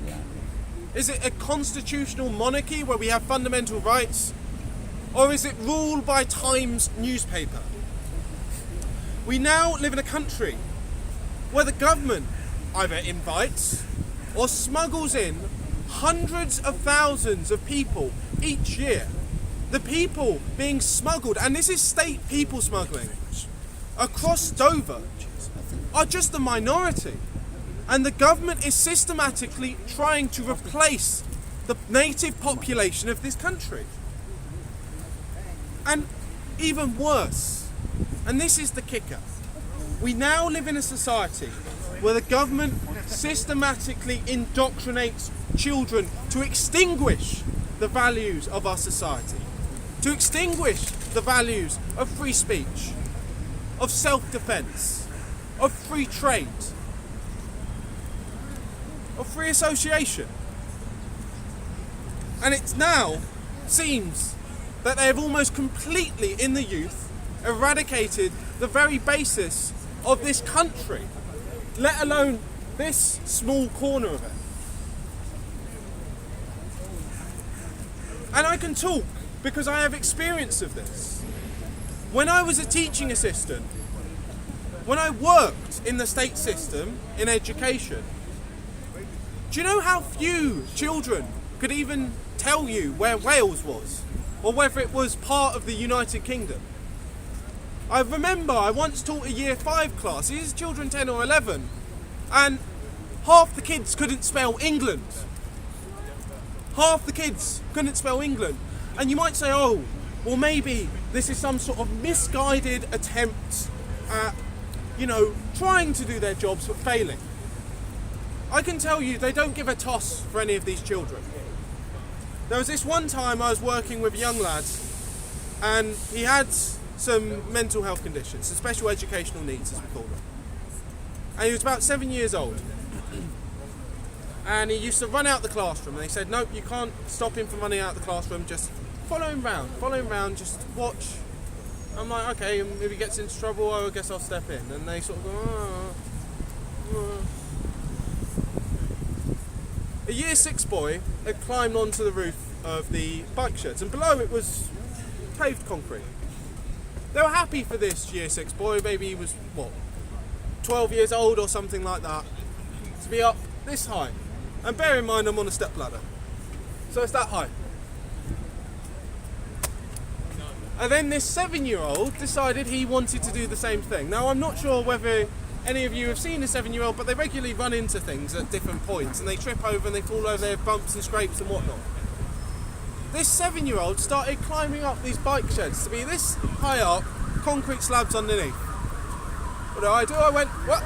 No. Picked him up, put him down. I then got called into the headmistress's office and told that the school had a no-touch policy. Or I've simply responded that the school had a dead child policy. And then they sacked me. You should have said you had a duty of care. Well, this is the thing. The schools want to talk on and carp on about safeguarding. Safeguarding. We've got to safeguard the children. From what? Falling down and smashing their skulls on a patch of concrete? Well, no, of course, that's not important. No, the thing we've got to safeguard the children from is their own history, their own culture, values that will teach them to respect others. That's what this mal-education system is about. It's not an education system. They do it at Eton, It's indoctrination. They do it at Eton. And what we've seen is we've seen a long march through the institutions. We've seen the complete takeover of all of the British institutions by a radical, zealous, neo-communist element. This is best put by Professor or Doctor now I think it is, David Starkey. Oh. When he talked about his time on the teacher training board. It took him a very long time to get in, and when he got in he found that every single person on there was a communist. All of the people training the people who are meant to educate your children, your brothers, sisters, cousins, are communists. They are totalitarians. They want to wipe out, stomp out any form of dissent, to teach them to live in fear and hatred of themselves, and not to respect others, but to use violence against others. And this is, it's fundamentally dangerous. I mean, there's a series of books that I recommend to you. I was really happy to see Peter Whittle here, who helped sponsor the Long March Through the Institutions. I want to mention Mark Sidwell and his work on that. I want to talk about Dr. Sean Gabb and his work Radical Coup. I want to talk about Lord Hewitt, who's talked about the replacement of votes in Parliament with just diktats issued by secretaries of state, where putting a tick in a box doesn't really do anything. It no longer matters, does it? Let's be honest. The electoral system's bankrupt. Do we really change anything? And we've also been conned, I want to say, into this idea, and this is what's being taught to the kids, and maybe it was taught to many of you, that the only thing that matters is votes. Well, if I had the choice between having a vote and having my rights, I choose rights. I choose my right to speak. I choose my right to live my life. I choose my right to do what I wish with my money, to associate freely and be uninterrupted. What's the point in being given a piece of paper that I put a tick on and changes precisely nothing, and which somehow legitimizes this corrupt government? There are limits within which government must abide. There are limits on this tyranny of the majority, and it must be stopped. I mean, really, what's the point in speaking here? When I've talked about all of this, when I've talked about the complete erosion of all of our culture, even Toby Young mentioned it. I'm here. What's the point? What's the point on holding a piece of ground that's going to be swept away by the incoming tide?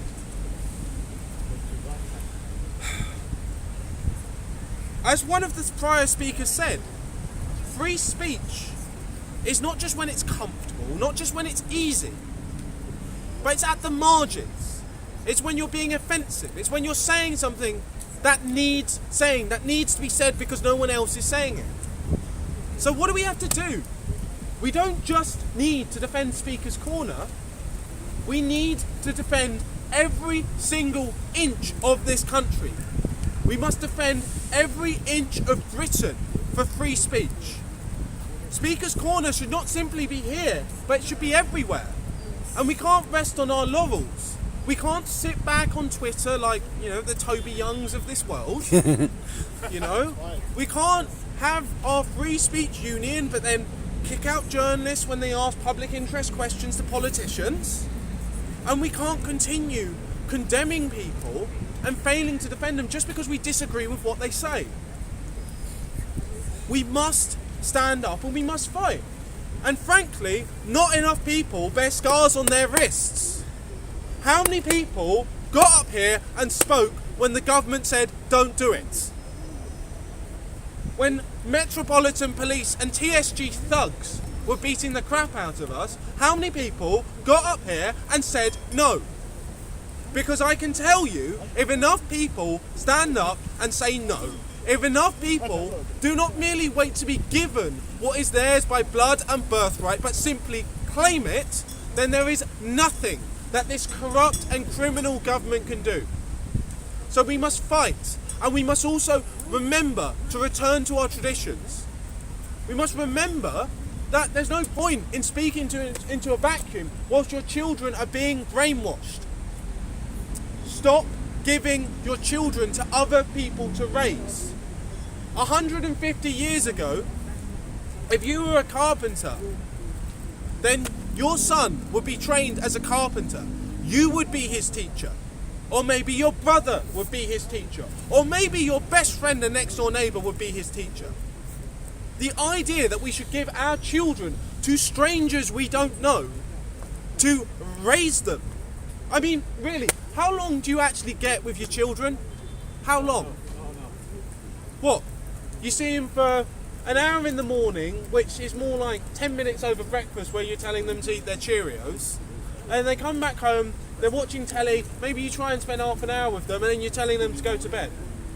Who's spending more time with your children? Television. You, Hollywood, or these indoctrinators in TikTok. the government? Who's raising your children? You know, we can all stand here and pontificate as much as we like. As it is. We can stand here and talk, or we can actually choose to embody the change that we want. So it's important, yeah, we've got to defend Speaker's Corner, but we've got to defend the whole of England, and we've got to make Don't sure forget Wales. there's a new generation to take up the cause. Because at some point, we're all going to be gone. Some of us sooner than others. Yes. And frankly, as one of the people with the fewest grey hairs around here, I don't want to be dyed your left hair, you dyed as it. the last guy Grecian standing. 2000. I'm not having it. I'm not having it. Well, You sit need to down take and up give the somebody else a cause, chance. and you need to fight, and you need to pass on the cause. Well done. And you Thank need you to very be much. willing to risk everything. Not just speak and say, oh, I care about free speech, oh, I'm going to put out a tweet when it's convenient. You either believe in free speech or you don't. And the reason I'm here is because my great-grandfather, this was his favourite place in the entire country. And he went through a world war so that I could have freedom. Ask yourselves, if millions of people went through a world war, if millions of people died so you could simply speak, what is not worth doing to defend that which has been passed on to you? Thank you very much. Thanks David. very much, Will. Any hecklers? No. Nah, we're a bit you had your scant on the ground now, Come haven't we? on. You've had your 5 minutes of fame. They all went to the pub, sorry. They're all All the fucked hecklers up, were, yeah. this is rubbish. Well, that's dragging all of these pseudo stars, Okay, isn't I'll it? keep this short. Obviously, I came last, so I'm going to have to go last, like I normally come last. So I do want to say that, okay, you got one other dude. So I want to say that, you know, when it comes to Speaker's Corner, a lot of people don't realise I used to come here regularly from 2017 until 2020, named by Raj Speaker's Corner. Infamous in the streets of Speaker's Corner, unfortunately. For me, I didn't know about Speaker's Corner until around 2015. I did watch a movie called Omen 3 once, and Damien was walking through it, and they had the evangelical Christians predicting that the Antichrist was going to come, and I think that was an omen there. And so, that's right. So I saw right. it, but I didn't realise it was Speaker's Corner. It's only till 2015 I started watching. I was like, wow, this place is like such an amazing place. And I've lived in London my whole life, and you know, I've never really come down or even knew about it apart from that movie. So when I come down in 2017, yeah, I kind of got the Speaker's Corner's bug. And there's a lot of things that I love about Speaker's Corner. Some of the best people I've met, some of the most interesting conversations, some of the most controversial things I've spoken about. And I've learned a lot as well. But I have to say, while I say the good stuff, I'm going to have to say the bad stuff as well, because Speaker's Corner is going downhill. If we cherish free speech in this country, one place that, you know, should be allowed to kind of like retain it is gonna be here. This is like a barometer of how strong free speech is. Now, you saw earlier with Dust. I don't like Dust. Dust, you're an annoying little prick here. No offense to you, yeah? But he has a right to talk. And also, what was shown today is people have a right to walk off, right? So you're walking into a place that you know that's going to offend you, and you stand there being offended and then cry like a little bitch, and then you run around crying. You saw what Steve did. He didn't like what Dust was saying. He didn't attack him, he walked off. Yeah? That is one way to deal with it. You going into this place and getting upset, yeah, is absolutely insane. You know what's in there, you're not on the road. So a couple of weeks ago, I haven't been here for like a year. I came back 2 or 3 weeks ago, and an elderly gentleman called Uncle Asif. I don't agree with Uncle Asif, but he's a 65-year-old man. And there's a lot of feral young thugs around him, pushing him, grabbing his hair, and you know, because they don't like what he's saying. So I've jumped in the middle, and they pushed me about like a freaking rag doll. Now, I can take it, yeah? I'm obviously the Rajanator, whatever you want to call me, I can take it. But this old man could have been pushed to the floor. And the thing is, the police, you are disgraceful.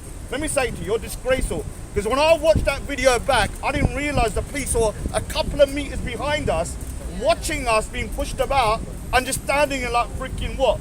Like gnomes. I don't know what's the point of you being there if you don't do nothing, yeah? And you're watching for 10 minutes as an elderly gentleman is being pushed about. Now, for me personally, yeah, that situation for me was kind of minor. I've been in much worse, and I will be in much worse in the future at some point. But for an elderly gentleman to be pushed about and the police do nothing is disgraceful. We also know about the situation yesterday with Hatun. I disagree with Hatun wholeheartedly with what she's doing. I think it's counterproductive in some ways. Yeah. But the police to arrest her when somebody else had stolen their property shows you how incompetent the police is. Now, we're under the time when I used to come here, people are going to say, oh, there's fights, I got escorted out by, I can't remember how many policemen, and I had like 100 people kind of shouting, get me out, get me out. And I remember that day. It was the greatest day of my life. Yeah? I loved it. Yeah, the more you say you hate me, the more I love it. When someone says we hate Raj, you're giving me energy. I kind of got boosted up with that for years after that. I got that energy. But the point is this, even though things used to happen before, Steve Barnes, as much as you annoyed me during that time, you know, a lot of times I used to curse you behind your back, sometimes in front of your face. But one thing I always knew about Steve Barnes, he loved Speaker's Corner. He loved the place, and he actually wanted the place to be what it is, which is a productive place where we can have conversations without it turning into kind of like a silly kind of school playground. The police, as of today, don't care about Speaker's Corner. Nah. They do not care. In fact, I believe, and I'm going to say it straight here, they want the park to close. They want the park to go into such a disarray that somebody is going to get hurt or killed, and then they're going to have to close the park down. Because I saw it with my own eyes. With my own eyes, 2 weeks ago, an old man was being pushed about and I had to be the policeman. Me. Now, if I got hurt, yeah, then what? The point is this, I should not be the policeman in the park, even though I can be. I can be judge, jury, and execution if you want me to be, yeah? Metaphorically, let's just say that it's not in really, but in reality, I could But I mean, there is some self-policing that's necessary. You have to, but what I realised, when I then looked back at the camera, I realised that, I'm going to take questions in a minute, I realised at the back, a couple of metres away, the police were there, just standing there like this. Yeah. And they can see a whole crowd moving with two people in the middle, being pushed for 10 minutes. Yeah. And they did nothing. Now, this isn't the first time that I've seen the police be incompetent, but for me personally, the police are the problem. You're going to have thugs and idiots walking in who don't understand. You're walking into there, you can walk out if you get upset. It's like me, I'm a Sikh, I get offended all the time when I see flat earthers, yeah? They annoy me, yeah? But I talk to them, and then if I don't like what they're saying, I walk off, right? They offend me. I was one time down, I used to be a vegan at one point. I'm a vegetarian, I do animal cruelty artwork. A woman ate a steak in front of me, yeah? I stood there for 5 minutes. When I started feeling offended, I walked off. Do you understand? I didn't eat it, yeah? I walked off. And this is the point. You are not on the road. So you're not a stakeholder? No, I'm not. The point is, you're not on the road. When you walk into this space, you know what's going to be there. It's like my great friend Hassan Yilmaz, and I'm going to go very, very kind of dark here. He said, walking into Speaker's Corner and getting offended is like walking into a gay porn theatre and then say you don't like gay porn and then screaming, right? Why would you put yourself through this? Yeah, it's unbelievable. Well, you might never have been there before. Yeah. But the point is, it's unbelievable that you have people in the 21st century who know what this place is about and they go to get offended. Yeah. And when they see something that's offensive, they're screaming and spazzing out that they got offended.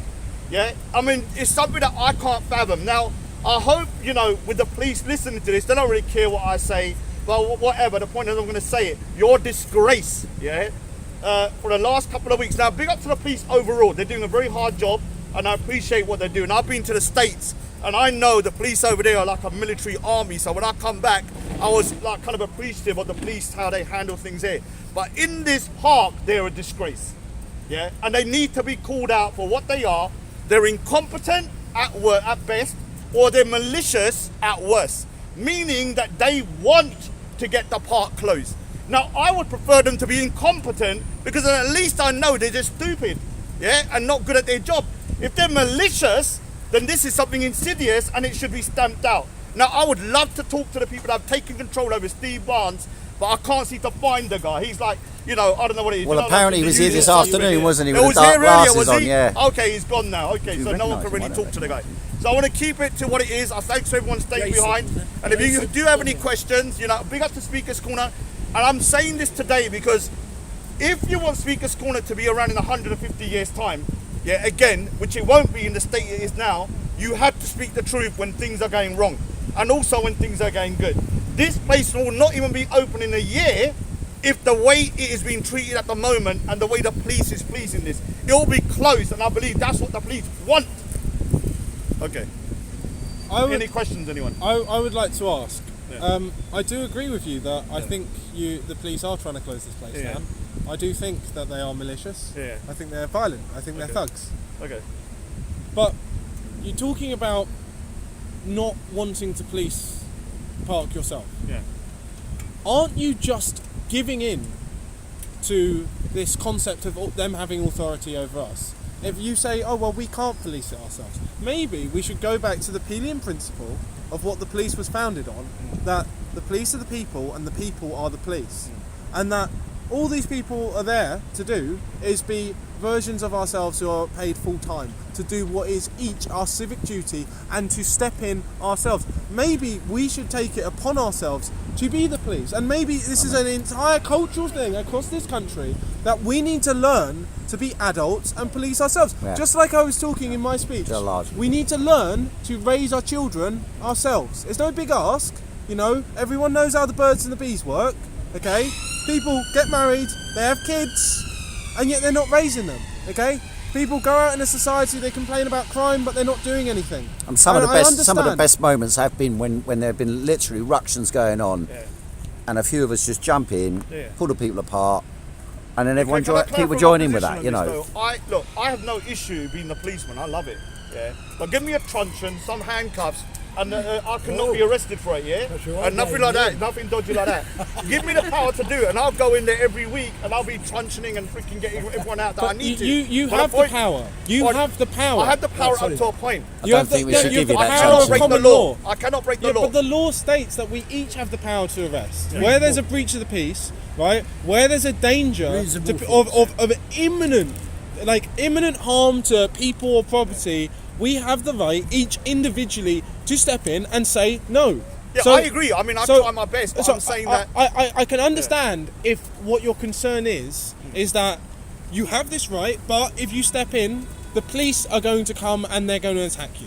Or that the courts will fit you up for doing what is your right. The saddest thing is that we sometimes we should have been arresting the police here. Yeah. That's the truth. We know in sometimes this that park was the here, case. The police in this park are incompetent. They will arrest the individual because they have a policy of the path of least resistance. And I was told this, meaning that they would rather, say if there's 100 people and there's one person, the one person may be right and 100 wrong, but in order to resolve the issue, they will get rid of the one, yeah, because it's easier. And so if they have that policy, what they're going to do, even if you do try and tackle situations, they will see you as the aggressor if there's more than them. And this is why you have a situation now where the mob is ruling, because the police are too scared to actually deal with the problem. Rather, what would they want to do? They'll put their head in the stand and say, this is the easiest way out. And we've seen it time and time again. It's happened to me. I was surrounded there a couple of years ago, and instead of removing those guys who were threatening to beat me up, I was escorted out the park, yeah? Obviously with a VIP treatment and a fan as well, thank you very much. But the point is, I should not be the one to have moved out. They should have got rid of them. Now, I'll need to go because we've got people over there in the pub waiting for us. I don't drink, so if you're pointing to that. I will say that, look, like I said, I think it was a perfect example from Steve today. If you don't like what someone's saying, you can just walk out, right? No one's putting a gun to your head to come in here. If they are, you need to tell me, yeah? Because if someone's putting a gun to you to come in here, then there's no reason why you stay here when you're getting offended. Yeah, you can walk away. We saw a perfect example. Somebody that Steve doesn't like was saying something about him. He didn't like it, and he's like, "Okay, I'm going." Well, he was going to the pub already. It doesn't matter. The point is, no one's being forced to stand in Speaker's Corner. We have the right to move, which is one of the best things about being in a secular Western democracy, if you want to call that. Obviously there's faults in it as well. And so we need to understand that if we want Speaker's Corner to carry on, we can't be walking around like this is some sort of playground where the mob rules and thuggery is celebrated, and anybody that tries to speak out against is vilified or seen as the problem, and the police are the problem. And a lot of people know I'm a big supporter of the police, but on this occasion, when it comes to Speaker's Corner, down to the police. Anyway, so you might say the police are the problem and the problem is the police. Yeah. The 3 Ps. Yeah. We're just playing the police. So, Right, let him get them speakers. What do we do in terms of writing to our MPs, to doing Fuck the whatever, MPs. to put this right? Because it's so pernicious that it's damaging to the police, it's damaging to public respect of the police. So what can we actually I'll be honest, do? I don't have no let's just say, any kind of I don't vote anymore. It's been two elections I haven't voted. I used to be a Labour Party member at one point. I've stopped. I think all the parties are the same. Most of the MPs are just shallow. They don't really give a shit. So I don't think anything's going to happen if you go to your MP. What you need to do is to do what you need to do is to turn up and not be scared, right? You turn up and you say, no, I'm not letting you bully me. I'm not letting you push me about. I'm not letting you take over the park. We're going to stay here, and even if you don't like what I've got to say, you're going to listen to it or you leave. Yeah, no one's forcing you to stay here. So it takes individuals. Even one person can make a difference. Yeah, it doesn't take an MP to do anything. They can't do nothing anyway. What you need to do, people that really cherish free speech, they need to walk into here and go, okay, although I disagree with what this person's doing, don't touch them, right? Don't attack them. You don't even have to speak yourself. You can just kind of put yourself in the middle like I did the other day. I don't agree with Uncle Asif. I think it's a bit crazy, to be honest with you, but I'm not having an old man being pushed about. Yeah, I think I was at the Bristol Free Speech last, and I was literally having to use my flagpole to hold back men who were trying to push in. But we're also writing to the Police and Crime Commissioner, we're writing to the police to say, you did not protect our rights, and I think we do have to do, we have to fight. I'm not saying not It's to fine to fight, but they don't protect our rights. That's a I'm fact. not saying don't it's contact fine the to try MP, that. I don't expect too much from them. No, they're never going to do You it. can The MPs didn't contact do them anything much you for want. us the So last couple of years. Even like I mean, I know councillors, I've known MPs in the past, and I know they're trying their best, a lot of them. But in reality, when it comes to stuff like this, Speaker's Corner and free speech, They're useless. They're not going to put their head above the parapet. You understand? People are too scared. This is why this world is run by. This is why any country can be taken over. Because most people are just sheep. They're too scared to say the truth. They'd rather have their cushy little life walking about. I don't want anyone to think I'm a racist. I don't want anyone to think I'm an Islamophobe. I don't want to think anyone think I'm anti-Semitic or whatever. Anti-LGBTQ, like what you're saying, about transgender. They would rather keep that under wraps because they know putting your head above the parapet is difficult. Yeah, I've experienced it. I mean, I've been doxxed, I've had people threatening me, I've had people trying to attack me and all that kind of stuff. And it's not hard, it's very hard to do, but there are people out there that can do it. And if you can do it, try your best. Now, I'm going to try and come Speaker's Corner a bit more. I know you're celebrating everybody, they missed me, but I don't want to come. But if I'm feeling that the place is going downhill and I'm going to come in and sort of, intervene when I need to, then I'll turn up, right? And then you're going to cry that I've turned up, but you're causing a problem. You're making me come back, yeah? I'm not the boogeyman. You call me enough times, like the Candyman 3 times, I'm going to turn up, right? And then you're going to be upset afterwards that I'm here. Oh, you're going to get PTSD. I still meet people today who got PTSD from 4 years ago that I said something to them. People need to grow up and realise that, look, this place is going to be a place. I've been called so many things under the sun. I mean, I've lost count of the amount of offensive things I heard. But at the end of the day, whether I like it or not, this place has been here for 150 years. I want to keep it for another 150 years. Anyway, thanks everybody, and take care, man. Woo! One person's just speaking. Oh yeah. I'm actually an artist. No, we had a whole string of people talking. Friends, my name's Julian Meek and I'm an interfaith minister and minister of Stratford Unitarians. Okay, see you later. And my claim to fame here is that I used to speak some years ago. I first came to Speaker's Corner. Believe it or not, I'm 70 next birthday. I'm not quite 150. But I came to Speaker's Corner first of all in the 60s when I was a child. Now at that time I had a speech difficulty called dysphasia. And so the fact that I'm speaking today quite coherently and clearly is a miracle. Now I want to say that I didn't go to university. I was barred from there because of other things. And Speaker's Corner became my university. And I founded the open platform, which is mentioned in the historical record. And the idea of that was to encourage people, perhaps people who are nervous, people who don't think they've got anything to say it. And we were very successful. And I think there's a bit of a nostalgia. I know in the 60s there was Soper and there was the Catholic preacher and other people like Robert, who was probably the professional speaker. They used to slip him £5 to speak. He only ever had a small crowd, but what he said was coherent and clear. So there is a rich tradition of both people who are quite eloquent and professional, like Heiko and other people, and there's other people who are amateurs. But let me tell you the story. Don't forget, the professionals built the Titanic and the amateurs built the Ark.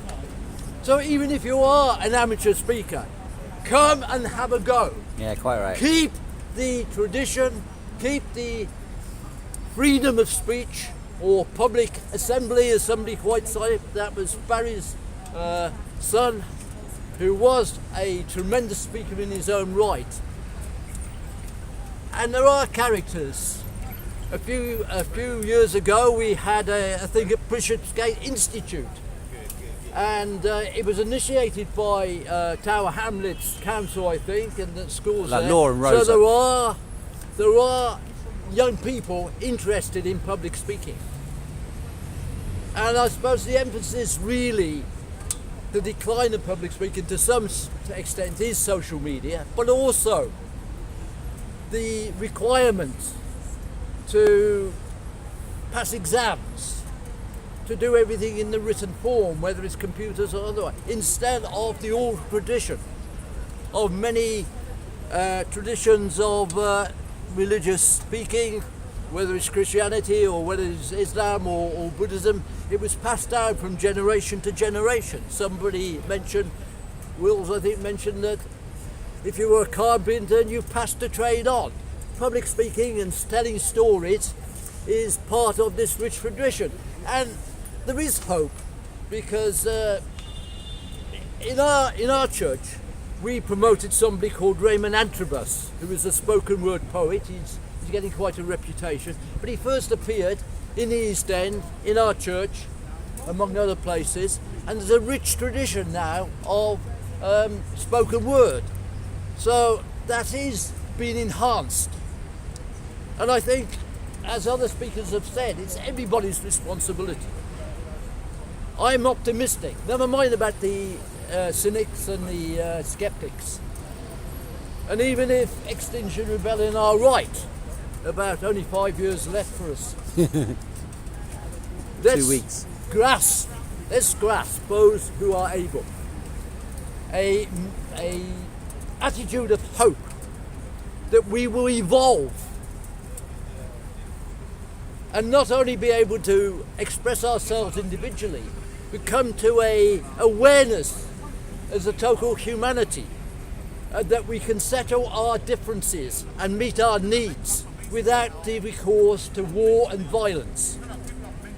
Nobody has mentioned Ukraine and Yemen and Syria and all the things that are happening. Our friend here mentioned children. I haven't got children, I'm gay. I never wanted children, but there are enough children in the world. We are not a shrinking population, but they're not being loved, are they? They're not being loved in Yemen, in Syria, in southern Sudan, or even in the United States, because they still allow kids to get slaughtered by people who shouldn't really have the power to shoot a weapon. But you can't just blame the individuals. If we spend collectively more resources on things that destroy life, all these weapons that are going to Iran, how many millions are they costing? How many scientific hours and engineering are they costing? Millions. And yet we can't feed the whole population. Even in this country, people are queuing up for food banks when our supermarkets are full of food because of the cost of it. There is something fundamentally wrong with the way we organise our society. And whatever system you have, and I'm not advocating one or the other politically, I just want to pass the message of hope that eventually, it may be 1,000 years, that our relatives will get to a point in our evolutionary cycle that we will be able to sustain life, to make sure that everybody has got enough to live on in terms of food and shelter and other material, and not solve our problems by weapons of mass destruction or even a knife. We must get to a point that we can settle our differences in a peaceful way, irrespective of who we are, in terms of our He wants his platform. our gender, He wants our his platform. ethnic group. Finish. I will. I will. So that's my message. One of hope is everybody's responsibility. Even though we are a small space relatively in terms of the whole planet, I think we can hold that candle. We can hold that hope that we and our ancestors will evolve to a better world. It may take 1,000 years, but the first step is now. Thank you. I'll be here sometime. I intend to come back to recreate the open platform to improve the standard, to compete with Heiko and others, to improve the standard of public speaking in this place. Thank you very much. Thank you. Thanks. I need to turn. So thank you for giving me this opportunity.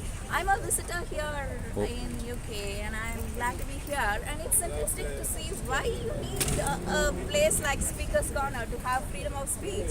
You should have the entire country for yourself, for freedom of speech.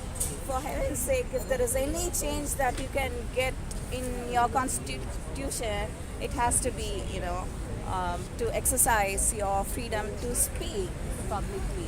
And I also want to take this opportunity to condemn what happened to Hatun yesterday. The way she was dragged, I just saw it on video. I was here earlier, but I was not here during the incident. But what happened to her was totally disgraceful, and I want to condemn this on camera. Thank you. Thank you. Was it only one person who dragged her, or was it a group? I didn't see it. You didn't see it? Okay, ladies and gents, that's our little event at Speaker's Corner to commemorate the 150th anniversary. I'm going to cut off now. It's been a 2-hour video live stream. It'll stay up. Do dip into it.